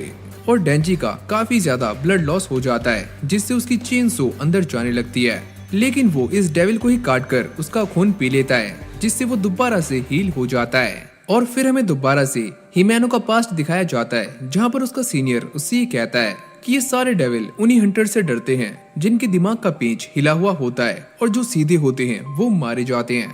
क्या जो नया लड़का आया है वो भी सीधा है? तुम्हें क्या लगता है कि कोई सीधा इंसान गन डेविल को मारने के सपने देख सकता है? तो चलो एक काम करो, आकी को जल्दी ट्रेन कर दो क्योंकि वो भी गन डेविल को मारने के सपने देख रहा है और उसके पार्ट्स भी इकट्ठे कर रहा है। और ये बोलने के बाद किशिबे यहाँ से चला जाता है। और फिर हिमेनो और आकी एक रेस्टोरेंट के अंदर बैठे हुए होते हैं जहाँ पर हिमेनो उससे ये कहती है कि चलो एक काम करते हैं, हम दोनों ही सिविलियन हंटर्स बन जाते हैं जिससे हमें काफी अच्छे पैसे मिलेंगे और गन डेविल को भी ढूंढना नहीं पड़ेगा। और यहाँ पर डेंजी इस डेविल से लड़ता हुआ बेहोश हो जाता है, लेकिन तभी हिमेनो अपने घोस्ट हैंड से उसकी रस्सी दोबारा से खींच देती है कि ये लड़का सच में पागल है और मुझे ऐसा लगता है कि यही गन डेविल को मार पाएगा। और डेंजी बार बार इस डेविल को काट रहा होता है, मैं तुम्हें तब तक काटता रहूंगा जब तक मुझे तुम्हारा दिल नहीं मिल जाता और मैं हार नहीं मानूंगा क्योंकि मैं तुम्हारा खून पी पी कर खुद को हील करता रहूंगा। और फिर आकी को होश आ जाता है, वो ये पूछता है कि आखिरकार कितना टाइम बीत गया। और तब ये बात सामने आती है कि डेंजी पिछले 3 दिनों से इस डेविल के साथ लड़ रहा था और आखिरकार वो जीत गया। और ये डेविल काफी दर्द में होता है और ये डेविल अपने दिल को डेंजी के सामने कर देता है। एक काम करो कि तुम इसे काट कर मुझे मार दो और मुझे मुक्ति दो। और डेंजी उसके दिल को काट देता है और उसे मुक्ति दे देता है। और फिर ये सारे इस होटल से बाहर आ जाते हैं। फाइनली मुझे इस गन डेविल का एक टुकड़ा मिल गया। और ये बोलते ही डेंजी बेहोश हो जाता है क्योंकि वो 3 दिनों से लगातार उस डेविल से लड़ रहा था। और कुछ टाइम के बाद आकी और हिमेनो एक पार्टी को ऑर्गेनाइज करने के बारे में बातें कर रहे होते हैं। हिमेनो पूछती है कि तुम्हें क्या लगता है कि आखिरकार डेंजी कौन है और वो क्या है? और फिर डिवीजन 4 के सारे हंटर्स पार्टी करना शुरू कर देते हैं और दब के खाना पीना खा रहे होते हैं और पावर सभी के खाने पर अपना कब्जा कर रही होती है। और तभी डेंजी हिमेनो से किसके बारे में पूछता है, अरे यार अभी मुझे शर्म आ रही है, जब मैं नशे में टल्ली हो जाऊंगी तब देखती हूँ। और यहाँ पर डेंजी सभी को अपना इंट्रोडक्शन देना शुरू करता है और वो ये कहता है कि मैं हूँ डेंजी और मेरी हॉबीज हैं खाना पीना और सो जाना। और फिर काजू भी अपने आप को इंट्रोड्यूस करता है और ये बंदा 20 साल का है और इस बंदे ने फॉक्स डेविल के साथ कॉन्ट्रैक्ट किया हुआ है। लेकिन फॉक्स डेविल ने तो आकी के साथ कॉन्ट्रैक्ट किया है, आकी बताता है कि फॉक्स डेविल काफी फ्रेंडली होता है, तो उसने काफी सारे हंटर्स के साथ कॉन्ट्रैक्ट किया हुआ है। और फिर ये सारे फूशी से पूछते हैं कि तुम्हारा पार्टनर कहाँ पर है। अरे यार, वो तो कल ही मारा गया। और डेंजी बार बार हिमैनो को ही देख रहा होता है। और सीनियर्स ये बताते हैं कि जब हिमैनो नशे में टल्ली होती है तो वो सभी को किस करती रहती है। मुझे ऐसा लगता है कि आज मुझे किस मिलने वाली है। और तभी अचानक माकीमा यहाँ पर आ जाती है और वो डेंजी की बातें सुन लेती है। तुम किसको किस करने वाले हो? मैं किसी को भी नहीं। हिमैनो कहती है, क्या तुम्हें किस नहीं चाहिए? अरे हाँ, मुझे चाहिए, पर मैं नहीं चाहता कि माकीमा इस किस को देखे। लेकिन तभी आकी इस टॉपिक को चेंज कर देता है, जिसके बाद ये सारे उसी एटर्निटी डेविल के बारे में बातें करना शुरू कर देते हैं। माकीमा कहती है कि मैं तुम्हें उसके बारे में तभी बताऊंगी जब तुम मुझसे ज्यादा शराब पीकर दिखाओगे। और ये सारे के सारे हंटर्स शराब पीकर टल्ली हो जाते हैं। और एक सीनियर पावर को देखकर ये कहती है, तुम एक फील्ड हो, क्या तुम्हारा इंसानों को खाने का मन नहीं करता? अरे नहीं, मेरा IQ लेवल काफी ज्यादा है। अच्छा, ये तो काफी कम है, मेरा IQ 120 है और उसका 134। अरे नहीं, मेरा IQ 500 है और मेरे ख्याल से 1000 भी हो सकता है। और तभी अचानक हिमैनो डेंजी को किस करना शुरू कर देती है और डेंजी माकीमा को देख रहा होता है। अरे यार, इससे कैसे बचूं? पर उसे ये किस करने में काफी अच्छा लग रहा होता है, एकदम गरम गरम सॉफ्ट। पर हिमैनो उसके मुंह में ही उल्टी कर देती है। अरे यार, छी, मिल गया इसे पूरी जिंदगी का गिफ्ट। और डेंजी इस उल्टी को ही निगल लेता है। और फिर हमें एक फ्लैशबैक दिखाया जाता है जब डेंजी और पोचीता छोटे थे और ये दोनों ही कचरे में से खाना ढूंढकर खाते थे। और तभी उनकी नजर 3 चूहों पर जाती है जो कि एक शराबी की उल्टी खा रहे होते हैं। अरे यार, देखो इन्हें, ये कितने बेवकूफ हैं, ये उल्टी खा रहे हैं। और फिर डेंजी बाथरूम में आ जाता है और जमकर उल्टियां करना शुरू कर देता है। और यहाँ पर काजू उसकी हेल्प करने के लिए खड़ा होता है। और सारी की सारी पार्टी खत्म हो जाने के बाद माकीमा पेमेंट कर देती है। और वो ये नोटिस करती है कि हिमैनो डेंजी को लेकर अपने साथ जा रही है, वो भी अपनी पीठ पर। और डेंजी उठकर ही कहता है कि आखिरकार मैं कहाँ पर हूँ। और तभी हिमैनो उसे किस कर देती है। और वो ये सोचती है कि ये मेरे घर में क्या कर रहा है। अरे छोड़ो यार, शायद मैं ही इसे लेकर आई होंगी। और मैं ये बात जानती हूँ कि तुम माकीमा को पसंद करते हो और आकी भी यही करता है और तुम्हें ऐसा नहीं करना चाहिए। और ये बोलने के बाद वो उसके साइड में लेट जाती है और उसके गालों को धीरे से पकड़कर कहती है कि चलो डेंजी, मच जाते हैं। और इसके बाद हम ये देखते हैं कि जब हिमैनो डेंजी के साथ मचाने वाली होती है तभी अचानक उसे डेंजी की पॉकेट में एक रॉकेट मिलता है। अरे मेरा मतलब है लॉलीपॉप। और ये माकीमा ने डेंजी को उस रात दिया होता है जब वो उल्टी वाला इंसिडेंट हुआ था, ताकि डेंजी उसका स्वाद भूल जाए। और आगे तुम्हारे साथ काफी कुछ होने वाला है जिससे तुम ये इंसिडेंट धीरे धीरे भूल जाओगे। जिसके बाद डेंजी ये डिसाइड करता है कि वो ये सारा कुछ पहली बार माकीमा के साथ ही करने वाला है और वो नीचे फ्लोर पर सो जाता है। और अगली सुबह जब ये दोनों ब्रेकफास्ट कर रहे होते हैं, हिमैनो से कहती है कि कल रात मैं काफी ज्यादा नशे में थी, तो मैंने तुम्हारे साथ कुछ ऐसा वैसा तो नहीं किया? अरे नहीं, ऐसी कोई बात नहीं है और कल रात हमारे बीच में कुछ भी ऐसा वैसा नहीं हुआ। और हिमैनो ये देखकर काफी शॉक्ड हो जाती है कि डेंजी कल रात की फाइट के बाद भी इतनी आराम से ये खाना ठूस रहा है। डेंजी कहता है, अरे यार, फ्री का खाना है तो खाने दो। वैसे माकीमा इतनी भी सुंदर नहीं है। अरे यार, वो सुंदर है और मैं उसे पसंद करता हूँ।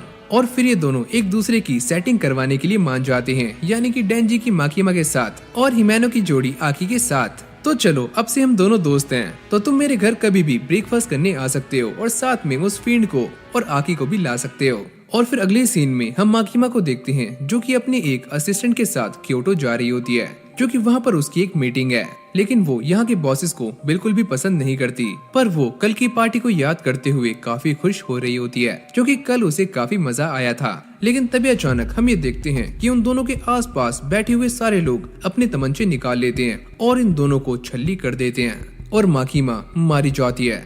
और तभी वो लोग एक बंदे को कॉल पर ये कहते हैं कि फाइनली मिशन की शुरुआत हो चुकी है। और फिर ये लोग एक एक करके डिवीजन 4 के सारे मेंबर्स को मौत के घाट उतार देते हैं और अब सिर्फ डेंजी, हिमैनो, पावर और आकी ही बचते हैं। लेकिन तभी अचानक डेंजी को गोलियों की आवाजें आती हैं। पावर कहती है, अबे ओए बेवकूफ, बाहर ढोल बज रहा है, तेरे अंकल की शादी है ना। और यहीं पास में एक और बंदा बैठा हुआ होता है और वो ये कहता है, अरे यार, ये कितना गंदा खाना है, इतना गंदा खाना कोई कैसे खा सकता है? अरे ओ भाई, क्या हो गया तुम्हें? ये खाना काफी अच्छा है, तुम बीच में मत बोलो, तुमने बचपन से ही कचरा खाया है तो तुम इसके बारे में नहीं जानते। और ये सारे लोग कंफ्यूज हो जाते हैं कि आखिरकार ये बंदा कौन है। वैसे मेरे ग्रैंडफादर एक काफी अच्छे इंसान थे, वो मुझे अलग अलग रेस्टोरेंट्स में खाना खिलाने के लिए लेकर जाते थे और वो एक याकुजा थे, तो इसलिए उन्होंने काफी सारे लोगों की जान भी ली है। और जैसे ये बंदा अपनी जेब से उनकी फोटो निकालता है तो डेंजी देखकर काफी शॉक्ड हो जाता है क्योंकि ये वही ओल्ड मैन था जिसने डेंजी को हायर किया था। और ये बंदा इस बात को काफी अच्छे तरीके से जानता है कि डेंजी ने ही सारी की सारी याकुजा गैंग को मौत के घाट उतारा है। मैं ये बात जानता हूँ कि गन डेविल को तुम्हारा हार्ट चाहिए। और ये बोलते ही वो डेंजी के ऊपर शूट कर देता है। और जैसे ही वो हिमैनो को मारने वाला होता है तभी पावर बीच में आ जाती है और वो इस बंदे की एक जोरदार मुक्का मारकर इसे हवा में उड़ा देती है। और आकी भी अपने फॉक्स डेविल को बुलाकर इस बंदे का काम 25 कर देता है। लेकिन इस बार आकी से एक काफी बड़ी गलती हो जाती है।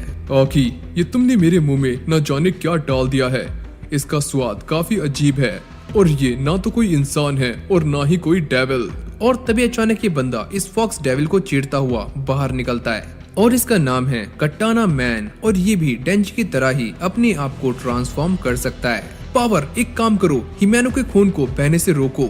और ये बोलते ही आकी अपनी स्वॉर्ड निकाल लेता है और ये स्वॉर्ड काफी खतरनाक होती है। जिसके बाद वो एक के बाद एक इस कटाना मैन के ऊपर स्टैप करना शुरू कर देता है और इसे घायल कर रहा होता है। और यहाँ पर एक डेविल होता है जो कि आकी के एक एक वार को गिन रहा होता है। और 3 बार वार करने के बाद आकी उस डेविल से कहता है कि इसे खत्म कर दो। और ये बोलते ही कटाना मैन के पीछे एक काफी खतरनाक डेविल आ जाता है जिसके 2 सर होते हैं। और वो आते ही कटाना मैन को पकड़ लेता है और वो एक ही झटके से इसको काटता है और इसे जॉन से मार देता है। और आकी पूछता है कि आखिरकार हिमैनो की हालत कैसी है, हमें इसे जल्द से जल्द हॉस्पिटल लेकर जाना होगा। और आकी ये बात सोचकर काफी कंफ्यूज हो रहा होता है कि आखिरकार आम इंसानों के पास गन्स कहां से आई, जबकि ये गन्स सिर्फ डेविल हंटर्स और पुलिस वाले ही रख सकते हैं। और तभी अचानक यहाँ पर एक लड़की आ जाती है और आकी उसे देखकर पूछता है कि आखिरकार तुम कौन हो। और ये लड़की कटाना मैन के पास जाकर उसके ऊपर हाथ रखती है और वो दोबारा से खड़ा हो जाता है जैसे कि उसे कुछ भी नहीं हुआ हो। और वो कटाना मैन को ऑर्डर देती है कि तुम इसे जान से मार दो। और आकी भी उससे लड़ने के लिए तैयार हो जाता है। लेकिन ये कटाना मैन पलक झपकते ही आकी के पीछे आ जाता है और अपनी कटाना उसकी छाती में घुसा देता है जिससे आकी घुटनों पर आ जाता है। और ये कटाना मैन इतना ज्यादा तेज था कि पावर आकी की मदद करने के बारे में भी 10 बार सोचती है। और फिर हिमैनो अपने घोस्ट डेविल को बुलाती है। लेकिन ये डेविल अकाने से डर रहा होता है। हिमैनो समझ जाती है कि वो मरने वाली है, इसलिए वो घोस्ट डेविल से एक डील करती है कि वो उसकी पूरी बॉडी को यूज कर ले। और ये सुनते ही वो घोस्ट डेविल कटाना मैन के सामने आ जाता है और अपने कई सारे हाथों से उसके ऊपर एक के बाद एक अटैक्स करना शुरू कर देता है। लेकिन कटाना मैन काफी तेज होता है और वो इस घोस्ट के सारे हाथों को एक एक करके काट रहा होता है। और जैसे जैसे ये लड़ाई आगे बढ़ती है हिमैनो की बॉडी के पार्ट्स धीरे धीरे करके गायब होने शुरू हो जाते हैं और घोस्ट डेविल कटाना मैन के ऊपर भारी पड़ने लगता है। लेकिन यहाँ पर हिमैनो के दोनों पैर और दोनों हाथ ही गायब हो जाते हैं, बस उसका सर ही बाकी रहता है। और आकी की ऐसी हालत देखकर वो उससे कहती है कि प्लीज आकी मरना मत, मैं चाहती हूँ कि कोई तो हो जो कि मेरे मरने पर रो सके।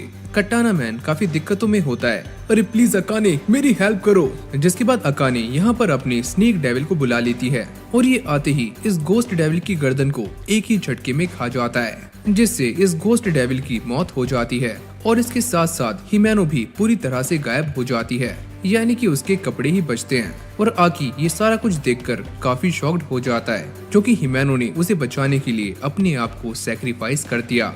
और फिर कटाना मैन अकाने को बताता है कि वो फेंड यानी कि वो लड़की यहाँ से भाग चुकी है, हमें उससे कोई मतलब नहीं है, हमें बस चेन सो का हार्ट चाहिए। लेकिन तभी अचानक वो दोनों ये नोटिस करते हैं कि घोस्ट डेविल का एक हाथ डेंजी के पास जाकर उसकी डोरी को खींच देता है जिससे डेंजी दोबारा से खड़ा हो जाता है। इस बार मैं इसके 2 टुकड़े करने वाला हूँ, ध्यान रखना इसके हाथ पर एक भी खरोच नहीं आनी चाहिए। अच्छा तो तुम दोनों बुरे लोग हो और मुझे बुरे लोग काफी पसंद हैं क्योंकि मैं बिना झिझक के उन्हें बीच में से चीर सकता हूँ। और ये बोलते ही डेंजी उसके ऊपर अटैक करने के लिए कूद जाता है और यहाँ पर आकी का काफी ज्यादा ब्लड लॉस हो चुका है। यहाँ पर एक काफी बड़ी दिक्कत हो गई है, चेनसो मैन कटाना मैन के साथ लड़ रहा है, तो एक काम करो यहाँ पर और भी ज्यादा बंदे भेज दो। और फिर हम ये देखते हैं कि कटाना मैन और चेनसो के बीच में एक काफी खतरनाक बैटल होनी शुरू हो जाती है और ये दोनों ही एक दूसरे को कुत्तों की तरह मार रहे होते हैं और एक दूसरे पर भारी पड़ रहे होते हैं। तभी कटाना मैन के बाकी साथी भी यहाँ पर आ जाते हैं जो कि डेंजी पर अपनी गन पॉइंट कर देते हैं। एक काम करो इसे जान से मार दो, छोड़ना मत इसे। लेकिन इससे पहले ये दोनों बंदे कुछ कर पाते तभी डेंजी इन दोनों में से एक के मुंह पर जोरदार लात मारता है और उसका जबड़ा हिला देता है, लेकिन दूसरा डेंजी के ऊपर शूट कर देता है। लेकिन तभी डेंजी उसको पकड़ लेता है अगर तुमने एक भी कदम आगे बढ़ाया तो मैं इसे जान से मार दूंगा। और ये सुनकर कटाना मैन नीचे बैठ जाता है, लेकिन तभी वो अचानक से गायब हो जाता है और डेंजी के पीछे आ जाता है और उसे भनक लगने से पहले ही अपने साथी के साथ बीच में से काट देता है। और फिर वो डेंजी की बॉडी को उठाकर कहता है कि जल्दी चलो, गाड़ी तैयार करो, हम यहाँ से निकलते हैं। और इस बंदे के बाकी साथी भी मारे जा चुके होंगे। और ये बोलते ही वो दोबारा से अपने नॉर्मल रूप के अंदर आ जाता है। और अगली सीन में हम ये देखते हैं कि डिवीजन 4 के सारे स्पेशल हंटर्स मारे जा चुके हैं और इसके अंदर वो सारे हंटर्स भी शामिल थे जो कि उस रात पार्टी में थे। और यहाँ तक कि हिरोकाज़ु भी मर चुका है और जिन लोगों ने माकीमा को मारा होता है वो सारे अब भी ट्रेन में ही होते हैं। सुनो, क्योटो स्टेशन आने वाला है और हम सारे भीड़ में घुसकर यहाँ से निकल जाएंगे।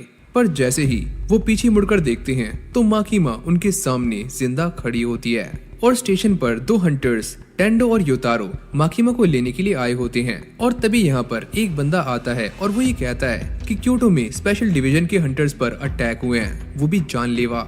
और तभी ट्रेन भी यहाँ पर आ जाती है जिसके अंदर से लोग चिल्ला चिल्ला कर बाहर निकल रहे होते हैं और माकीमा भी सामने आ जाती है। इस ट्रेन के अंदर गोलीबारी हुई थी, क्या आपको भी कोई गोली लगी है? नहीं, मुझे कोई गोली नहीं लगी। और फिर हम ट्रेन के अंदर का सीन देखते हैं जहाँ पर ये चारों बंदे पड़े होते हैं और इन चारों के शरीर में एक काफी बड़ा होल होता है, यानी कि माकीमा के अंदर कुछ तो ऐसा है जो कि वो छुपा रही है। और फिर ये सारे यहाँ से निकल जाते हैं और माकीमा युतारो से कहती है कि 30 ऐसे कैदियों का इंतजाम करो जिनके ऊपर उम्र कैद की सजा लगी हो और टेंडो को एक टेम्पल ढूंढना है जो कि काफी ऊंचाई पर बना हुआ हो। और फिर ये सारे मुजरिमों को लेकर टेम्पल की तरफ जा रहे होते हैं और रास्ते में उन्हें काफी बढ़िया बढ़िया खाना भी देते हैं। और फिर इन सभी को टेम्पल के अंदर जाने के लिए कहा जाता है और माकीमा ने भी अपनी ड्रेस चेंज कर ली होती है। और दूसरी तरफ कटाना मैन अकाने से कहता है कि मेरा काफी ज्यादा ब्लड लॉस हो चुका है तो मैं ज्यादा देर तक लड़ नहीं पाऊंगा। और तभी उनमें से एक बंदा एक क्रू को नोटिस करता है, मुझे यहाँ पर थोड़ा अजीब लग रहा है। और तभी अचानक से उसका सर पिचक जाता है और ये बंदा फट जाता है, जिसको देखकर इन सब की भी फट जाती है। और अकाने डर के मारे जिस बंदे से कांटेक्ट कर रही होती है वो भी मारा जाता है। बिल्कुल ऐसे ही मैं समझ गई कि ये सारा काम माकीमा का है। और फिर अगली सीन में हम माकीमा को देखते हैं जिसने सभी की आंखों पर पट्टी बांध दी होती है, यहाँ तक कि युतारो और टेंडो की आंखों पर भी। और फिर माकीमा एक कैदी के पास जाकर उसे कुछ दोहराने के लिए कहती है और अपने हाथ से कुछ साइन बनाती है, जिसके बाद हम ये देखते हैं कि कटाना मैन का एक और साथी मारा जाता है और माकीमा ने शूजो का नाम लिया था और ये बंदा शूजो ही था। यानी कि माकीमा दूर से बैठे हुए ही इन सारे लोगों को एक एक करके मौत के घाट उतार रही होती है। लेकिन हम ये नोटिस करते हैं कि माकीमा ने जिन कैदियों को ये नाम बोलने के लिए कहा था वो सारे भी मारे जाते हैं। और जैसे ही टेंडो और युतारो अपनी पट्टियां उतारते हैं, माकीमा कहती है कि मैंने जो करना था वो मैंने कर दिया, चलो दोबारा से टोक्यो चलते हैं। और इस तरफ अकाने और कटाना मैन की बैंड बज रही होती है। मुझे ऐसा लगता है कि ये सारा काम माकीमा ने किया है क्योंकि उसी के पास ऐसी पावर्स हैं। और फिर ये दोनों डेंजी को लेकर यहाँ से निकलने ही वाले होते हैं, लेकिन तभी सामने बैनी खड़ी होती है जिसकी एक हाथ में खंजर और दूसरे हाथ में वॉकी टॉकी होता है। और फिर हमें एक फ्लैशबैक दिखाया जाता है जहाँ पर इन दोनों को मारने के लिए एक बूढ़ी औरत को भेजा गया था। और जैसी वो शूट करती है तो हिरोकाज़ु सामने आ जाता है और बैनी बच जाती है। और अकाने अपने एक नाखून को सैक्रिफाइस करके यहाँ पर एक पूंछ वाले डेविल को बुलाती है और ये बैनी के ऊपर अटैक कर देता है। पर बैनी इसके ऊपर भागना शुरू कर देती है और इसके सारे अटैक से बच रही होती है। कटाना मैन उसके ऊपर शूट करता है, लेकिन बैनी उसके एक हाथ को काट देती है और उसकी गन लेकर उसे ही छल्ली कर देती है। और ये पूरी सिचुएशन इन दोनों के हाथ से निकल रही होती है और ये दोनों वैन में बैठकर यहाँ से कल्टी मार लेते हैं। और बैनी डेंजी को देखकर काफी सैड हो जाती है और वो एक साथ हंसना और रोना शुरू कर देती है। मुझे ऐसा लगता है कि मैं पागल हो जाऊंगी। और ये सारा कुछ इसीलिए हो रहा होता है क्योंकि उसकी आंखों के सामने पहले वो बूढ़ी औरत, फिर हिरोकाज़ु और अब डेंजी मारे जा चुके हैं। और जब माकीमा अपने हंटर्स के साथ टोक्यो आ जाती है तो यहाँ पर उन्हें एक और हंटर मिलता है और ये बंदा कहता है कि सारे के सारे डिविजन्स पर अटैक हुए थे और बहुत सारे लोग मारे गए और सिर्फ वही लोग जिंदा बचे हैं जो पूरी तरह से इंसान नहीं थे। माकीमा को ऐसा लगता है कि ये सारा काम उसी गन डेविल का है। हमें ऊपर से ऑर्डर आए हैं कि चारों डिविजन्स खत्म हो चुकी हैं, तो चारों को मिलाकर एक न्यू डिवीजन बनाई जाए। और माकीमा इसको लीड करने वाली है, जिसके बाद ये बंदा भी अपना इस्तीफा दे देता है और माकीमा यहाँ से जाने लगती है। सुनो, क्या तुम्हें इस बात का अंदाजा था कि ये अटैक्स होने वाले हैं? मैं तुम्हें इसके बारे में अब कुछ भी नहीं बता सकती क्योंकि तुम एक आम इंसान बन चुके हो। और यहाँ पर टेंडो और युतारो को काफी टेंशन हो रही होती है कि हम दोनों यहाँ पर स्पेशल डिवीजन ज्वाइन करने नहीं आए, हम तो बस हेल्प करने के लिए आए थे। और फिर अगले ही सीन में हम आकी को एक अस्पताल के अंदर देखते हैं जहाँ पर डेंजी और पावर पास में बैठे हुए मांगा पढ़ रहे होते हैं और पावर उसका एप्पल छीनने की कोशिशें कर रही होती है। वैसे कायरो के लिए कोई भी एप्पल नहीं है, तुम मैदान छोड़कर भाग गई थी। अबे ओए छपरी नल्ले, मैं भागी नहीं थी, मुझे बस भूख लगी थी और मैं खाना खाने के लिए घर गई थी। हाँ चल फेंक मत।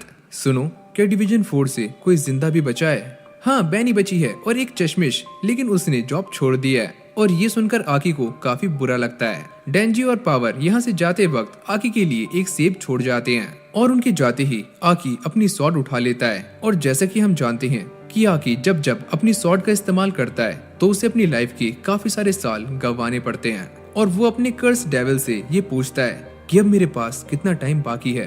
तुम्हारे पास बस 2 ही साल बाकी हैं। और ये सुनने के बाद आकी अपनी सिगरेट निकाल लेता है और तभी उसे हिमेनो की याद आती है और वो फूट कर रोना शुरू कर देता है। और डेंजी इस कमरे के बाहर ही खड़ा होता है और वो आकी को रोते हुए सुन लेता है और उसकी आंखें भी नम हो जाती हैं। वैसे इसका रोना जायज है क्योंकि इसने अपने काफी सारे दोस्तों को खो दिया है। और डेंजी भी हिमेनो के बारे में सोचता है कि हिमेनो के मरने पर उसे जरा भी बुरा नहीं लग रहा है, जबकि पोचिता के मरने पर उसे काफी दुख हुआ था। और वो ये सोचता है कि इस लड़की के मरने पर मैं बिल्कुल भी दुखी नहीं होऊंगा और न ही आकी के मरने पर। लेकिन अगर माकीमा मारी गई तो मुझे 1-2 दिन काफी दुख होने वाला है, लेकिन जब मैं पेट भरकर खाना खाऊंगा और सो जाऊंगा तो मैं दोबारा से हील हो जाऊंगा। डेंजी और पावर के जाते ही यहाँ पर वो दोनों हंटर्स आकी से मिलने के लिए आ जाते हैं और ये दोनों वही होते हैं, यानी कि टेंडो और युतारो। और अगले ही सीन में हम ये देखते हैं कि डेंजी और पावर माकीमा के साथ एक कब्रिस्तान के अंदर होते हैं और माकीमा ये सोचती है कि पहले 2 अटैक से ये बात तो साफ हो गई है कि सारे के सारे दुश्मन डेंजी के पीछे हैं। सुनो, क्या तुम हमें ट्रेन करने वाली हो? नहीं, मेरे पास इतना टाइम नहीं है, लेकिन मैं तुम्हारे लिए यहाँ पर एक परफेक्ट टीचर को लेकर आई हूँ। और वो उन दोनों को लेकर किशिबे के पास आती है और किशिबे उसे चुप रहने के लिए कहता है। मेरा पहला सवाल, तुम्हें अपने पार्टनर्स के मरने पर कैसा लग रहा है? अरे यार, मर गए तो मर गए, हमें क्या टेंशन। दूसरा सवाल, क्या तुम उनकी मौत का बदला लेना चाहते हो? अरे यार, हमें इसमें कोई भी इंटरेस्ट नहीं है। तीसरा सवाल, तुम किसकी साइड हो, इंसानों की या डेविल्स की? और इन दोनों के जवाब सुनकर किशिबे काफी खुश हो जाता है। ये दोनों काफी अलग हैं। और माकीमा के जाने के बाद किशिबे अपने आप को इंट्रोड्यूस करता है कि मेरा नाम है किशिबे और मैं डिवीजन 1 का एक हंटर हूँ और मुझे काफी अच्छा लगता है जब कोई मुझे टीचर या सेंसे बुलाता है। और ये बोलकर वो उन दोनों की गर्दन दबाने लगता है। अबे छोड़ दे यार, दम घुट रहा है। और ये दोनों पटाख से नीचे गिर जाते हैं और बिल्कुल भी हिल नहीं पाते।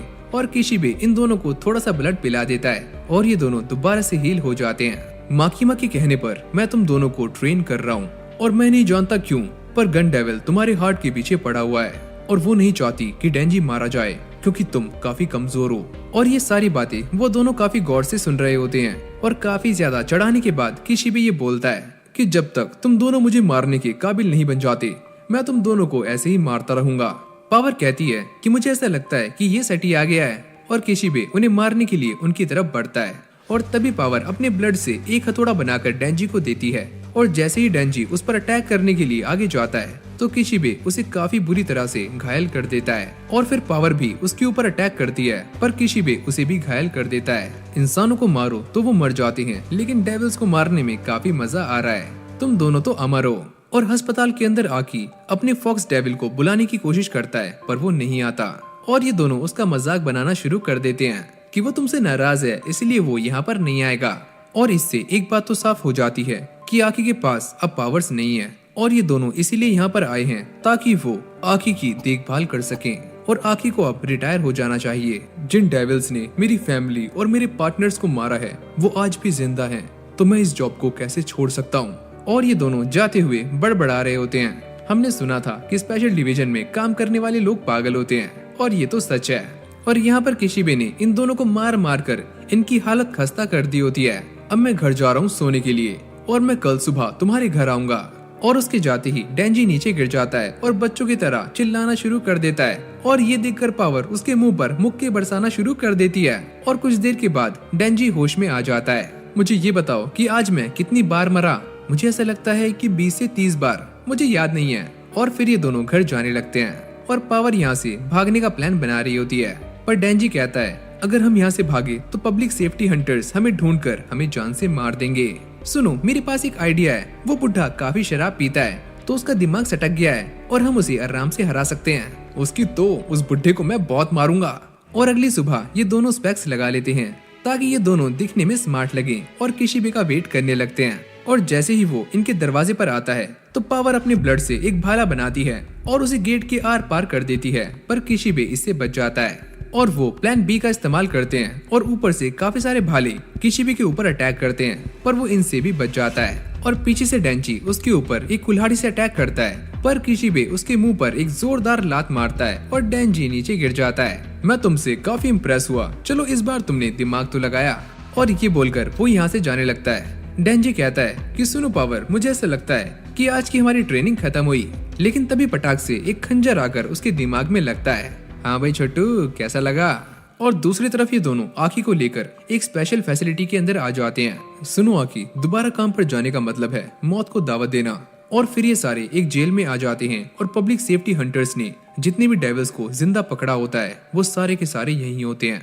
आखिरकार वो लड़की कौन थी जो कि तुमसे मिलने आई थी? अरे यार, वो हिमैनो की छोटी बहन थी। और जब आकी हिमैनो के सारे लेटर्स पढ़ता है तो उसके अंदर ज्यादातर आकी का ही जिक्र होता है और ये पढ़कर वो समझ जाता है कि हिमैनो उसे लाइक किया करती थी। और फिर ये सारे सेल नंबर 108 के बाहर आ जाते हैं। इसके अंदर एक फ्यूचर डेविल है और तुम्हें इसी के साथ कॉन्ट्रैक्ट बनाना है। और पब्लिक सेफ्टी हंटर्स में से सिर्फ 2 ही लोग हैं जिन्होंने इसके साथ कॉन्ट्रैक्ट किया हुआ है और एक ने तो अपनी आधी जिंदगी कुर्बान कर दी है। और लोगों को अपनी फ्यूचर से काफी डर लगता है, तो इसीलिए ये डेविल 1 नंबर का शाना है। और अंदर जाते ही आकी को इस डेविल की एक आंख नजर आती है और तभी अचानक ये फ्यूचर डेविल आकी के सामने आ जाता है और पागलों की तरह हरकतें करना शुरू कर देता है। फ्यूचर का ही राज होगा, फ्यूचर का ही राज होगा। अरे यार, तुम भी बोलो, खड़े क्यों हो? मैं तुमसे यहाँ पर कॉन्ट्रैक्ट करने के लिए आया हूँ और बदले में तुम्हें क्या चाहिए? एक काम करो, तुम अपना सर मेरे पेट में डालो। और फिर वो आकी का फ्यूचर देखना शुरू कर देता है और जोर जोर से हंसता है। मैं मान गया और मैं तुम्हारी आंख में रहने वाला हूँ और तुम मेरी पावर्स यूज कर सकते हो। और ये सुनकर आकी काफी शॉक्ड हो जाता है। वो ये कहता है कि फ्यूचर में तुम्हारी मौत काफी अजीब तरीके से होने वाली है और मैं ये खुद अपनी आंखों से देखना चाहता हूँ। और इसके बाद इन दोनों के बीच में कॉन्ट्रैक्ट हो जाता है और ये फ्यूचर डेविल आकी की राइट आई के अंदर आ जाता है। और यहाँ पर किशिबे ने इन दोनों की हालत फिर से गंदी कर दी होती है, लेकिन इस बार इन दोनों ने उसके गाल पर एक कट मार दिया होता है। शाबाश, तुमने ये काफी अच्छा किया और अब से हम हफ्ते में सिर्फ एक बार ही ट्रेनिंग करने वाले हैं। और ये सुनकर वो दोनों चैन की सांस लेते हैं। और यहाँ पर किशिबे उन दोनों को ये बताता है कि कल वो सारे उस कटाना मैन और उस नागिन पर अटैक करने वाले हैं और अगर तुम दोनों कल फेल हुए तो पूरा का पूरा डिवीजन 4 डिसमिस कर दिया जाएगा और अगर ऐसा हुआ तो मुझे तुम दोनों को जान से मारना होगा। अरे हाँ, वो तो ठीक है, लेकिन अगर मुझे तुम्हें मारने का मौका मिला तो मैं तुम्हें छोड़ दूंगा, मारूंगा नहीं। और ये सारा कुछ डेंजी इसीलिए कह रहा होता है क्योंकि वो पहले से काफी स्ट्रॉन्ग हो चुका है और माकीमा के साथ आगे चलकर लड़ सकता है। और किशिबे माकीमा को सारी बातें बता रहा होता है कि मैं उन दोनों से पक चुका हूँ। मैंने आज तक जितने भी हंटर्स को ट्रेन किया है वो सारे मारे गए हैं। हाँ, वो तो ठीक है, लेकिन आखिरकार तुमने मुझे यहाँ पर क्यों बुलाया है? मैं ये जानता हूँ कि इस अटैक के बारे में डिवीजन 4 के काफी सारे बंदों को पता था और शायद तुम्हें भी, लेकिन ये अटैक तो मेरे ऊपर भी हुआ था। मुझे इस बात से कोई फर्क नहीं पड़ता और अगर इन दोनों का कल का मिशन सक्सेसफुल हो जाता है तो पब्लिक रिकॉर्ड में इनका रिकॉर्ड एकदम साफ हो जाएगा। और यहाँ पर अकाने और कटाना मैन अपने साथियों के साथ एक बिल्डिंग के अंदर छुपे हुए होते हैं और उनके चारों तरफ बस बॉडीगार्ड ही बॉडीगार्ड होते हैं।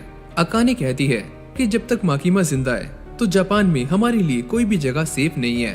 अरे हाँ, मैं ये बात जानता हूँ और अभी भी वो बंदा यानी कि डेंजी जिंदा है। और तभी अचानक हम ये देखते हैं कि इन सभी के नीचे वाले फ्लोर पर काफी सारे ज़ॉम्बीज होते हैं और ये लड़ाई में उन्हीं का इस्तेमाल करने वाले हैं। अगर ये ज़ॉम्बीज किसी इंसान को काट लें तो वो भी ज़ॉम्बी बन जाता है और हम इसी से ही डिवीजन 4 को खत्म करने वाले हैं। और अगले सीन में हम ये देखते हैं कि आकी इन दोनों के साथ जा रहा होता है। क्या तुम सच में उस गन डेविल को मारना चाहते हो?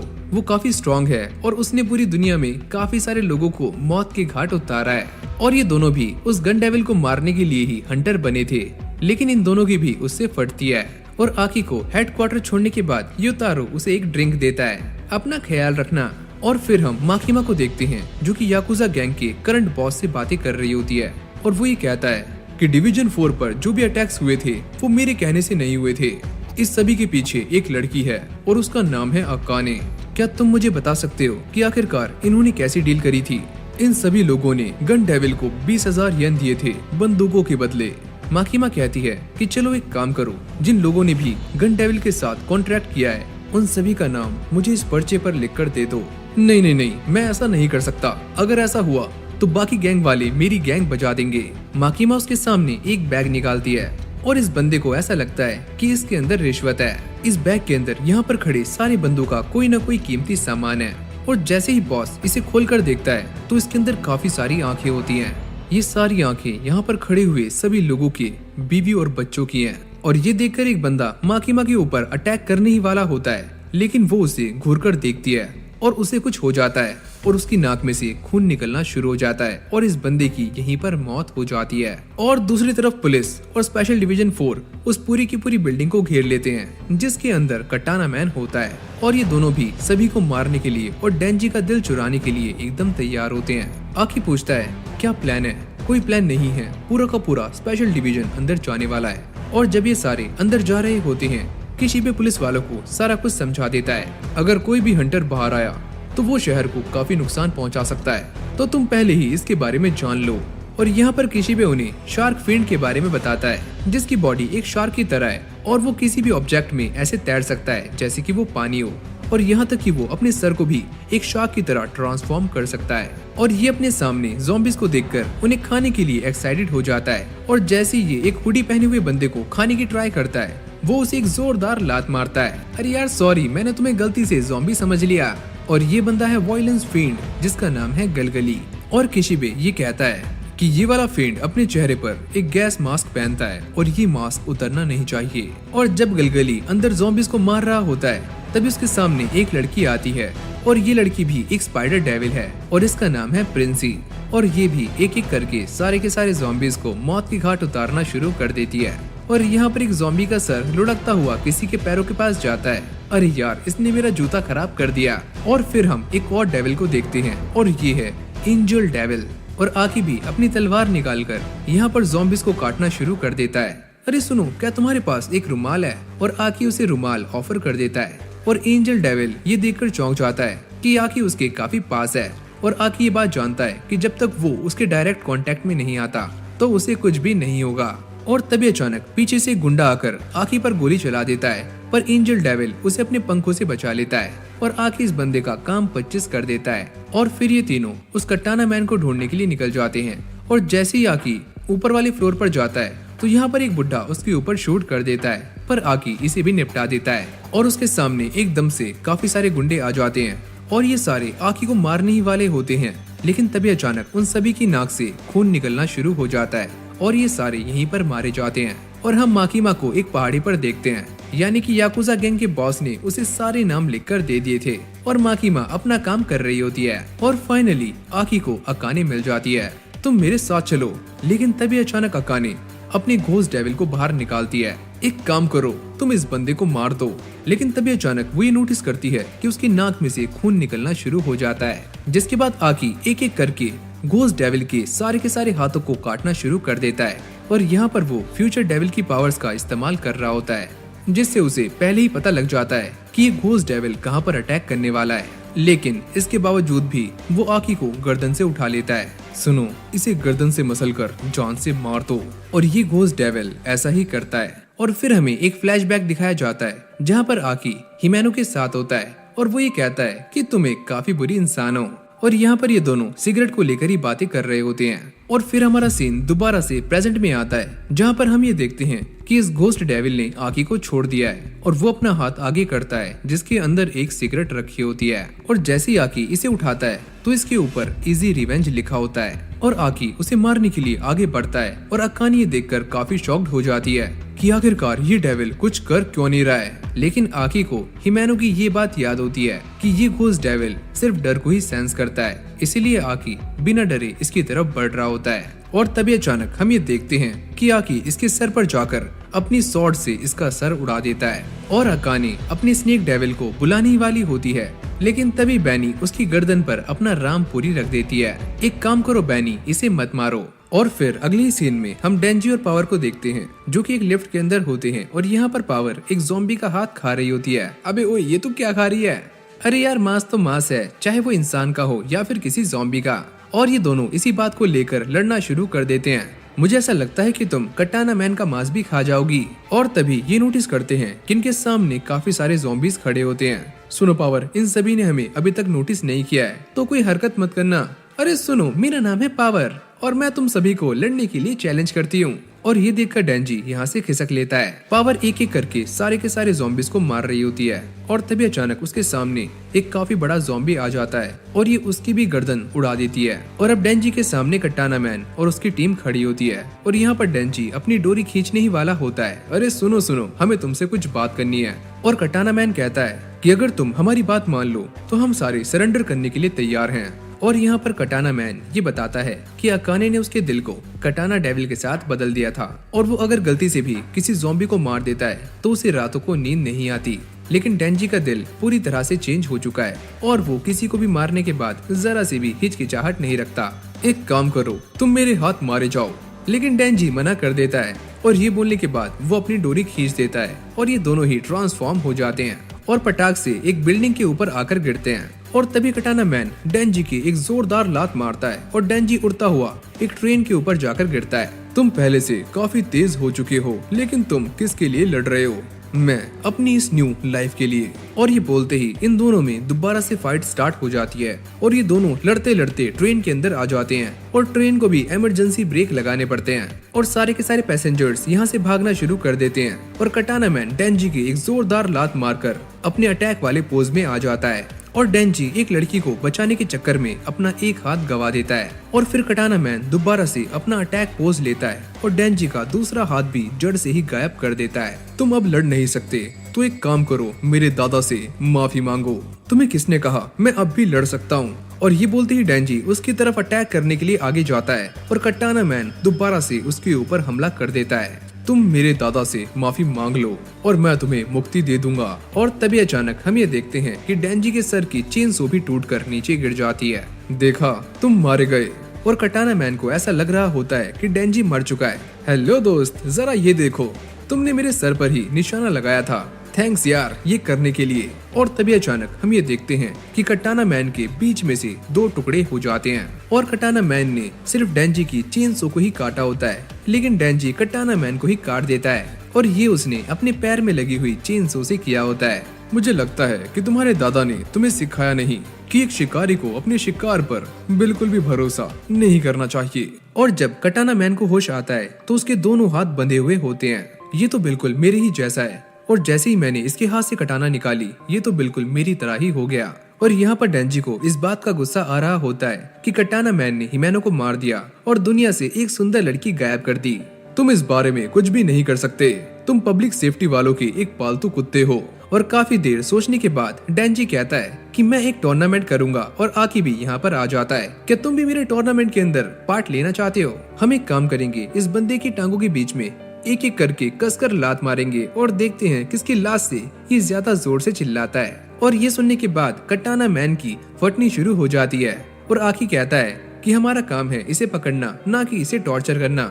और कुछ देर सोचने के बाद आकी कहता है कि अगर मैं जीत गया तो मुझे क्या मिलेगा? अरे दोस्त, इसकी गोटियां। अरे यार रुक जाओ, मेरे साथ ऐसा मत करो। और दूसरी तरफ हम ये देखते हैं कि पुलिस ने कटाना मैन के सारे गुंडों को पकड़ लिया है और यहाँ पर ये दोनों एक एक करके इसकी गोटियों पर जोर जोर से लाते मार रहे होते हैं। अब इसकी चीखें हिमेनो को ऊपर तक भी सुनाई दे रही होंगी। और फिर माकीमा अपने सीनियर्स को सारा कुछ बताना शुरू कर देती है कि सभी के पीछे अकाने हैं, जिसने गन डेविल के साथ एक कॉन्ट्रैक्ट किया था और गन डेविल ने उसे चेनसो मैन का हार्ट लाने के लिए कहा था। वैसे वो चेनसो मैन की हार्ट के पीछे क्यों थे? कि इससे पहले वो ये बताती अकाने के ही स्नेक डेविल ने उसकी गर्दन काटकर उसे जान से मार दिया। और हमें बिल्डिंग के अंदर गन डेविल के काफी सारे टुकड़े मिले हैं और जब हमने उन सारे टुकड़ों को मिलाया तो वो सारे टुकड़े गन डेविल की तरफ अट्रैक्ट होने शुरू हो गए। और ये सारी बातें सीनियर बड़ी गौर से सुन रहे होते हैं। और फिर हम आकी, डेंजी और पावर को देखते हैं जो कि पेट भरकर खाना खा लेते हैं और आकी अपनी सिगरेट जलाने के लिए बैल्कनी में आता है और ये वही सिगरेट निकालता है जिसके ऊपर ये लिखा होता है। और डेंजी आराम से खा पी कर घोड़े बेचकर सो जाता है और सोते ही उसे वही सपना आता है जो कि उसे पहले भी आया था। और इस सपने के अंदर डेंजी एक सुनसान गली के अंदर होता है जहाँ पर उसके सामने एक दरवाजा होता है और डेंजी यहाँ पर काफी छोटा है। हर बार मुझे यही सपना क्यों आता है। और तभी अचानक उसे पोचिता की आवाज आती है जो कि दरवाजे के दूसरी तरफ से आ रही होती है। और जैसे ही डेंजी उसे खोलने ही वाला होता है पर पोचिता उसे मना कर देता है कि चाहे कुछ भी हो जाए तुम्हें ये दरवाजा नहीं खोलना। और इसी के साथ ये सपना यहीं पर खत्म हो जाता है। और फिर आखिर में हम एक लड़की को देखते हैं जो कि डेंजी से ये पूछती है, सुनो डेंजी, तुम्हें क्या पसंद है, शहरी चूहे या फिर देसी चूहे। और इसी के साथ हमारी इस एनिमे का पहला सीजन यहीं पर एंड हो जाता है। अगर आपको ये एनिमे अच्छी लगी हो तो वीडियो को लाइक करके चैनल को सब्सक्राइब करना मत भूलना। और हाँ यार, अगर आप भी चेनसो मैन के फैन हो तो इस वीडियो को दबाकर लाइक कर दो और शेयर कर दो। और मैं मिलता हूँ आपसे एक और न्यू वीडियो के साथ, तब तक के लिए टेक केयर, गुड बाय।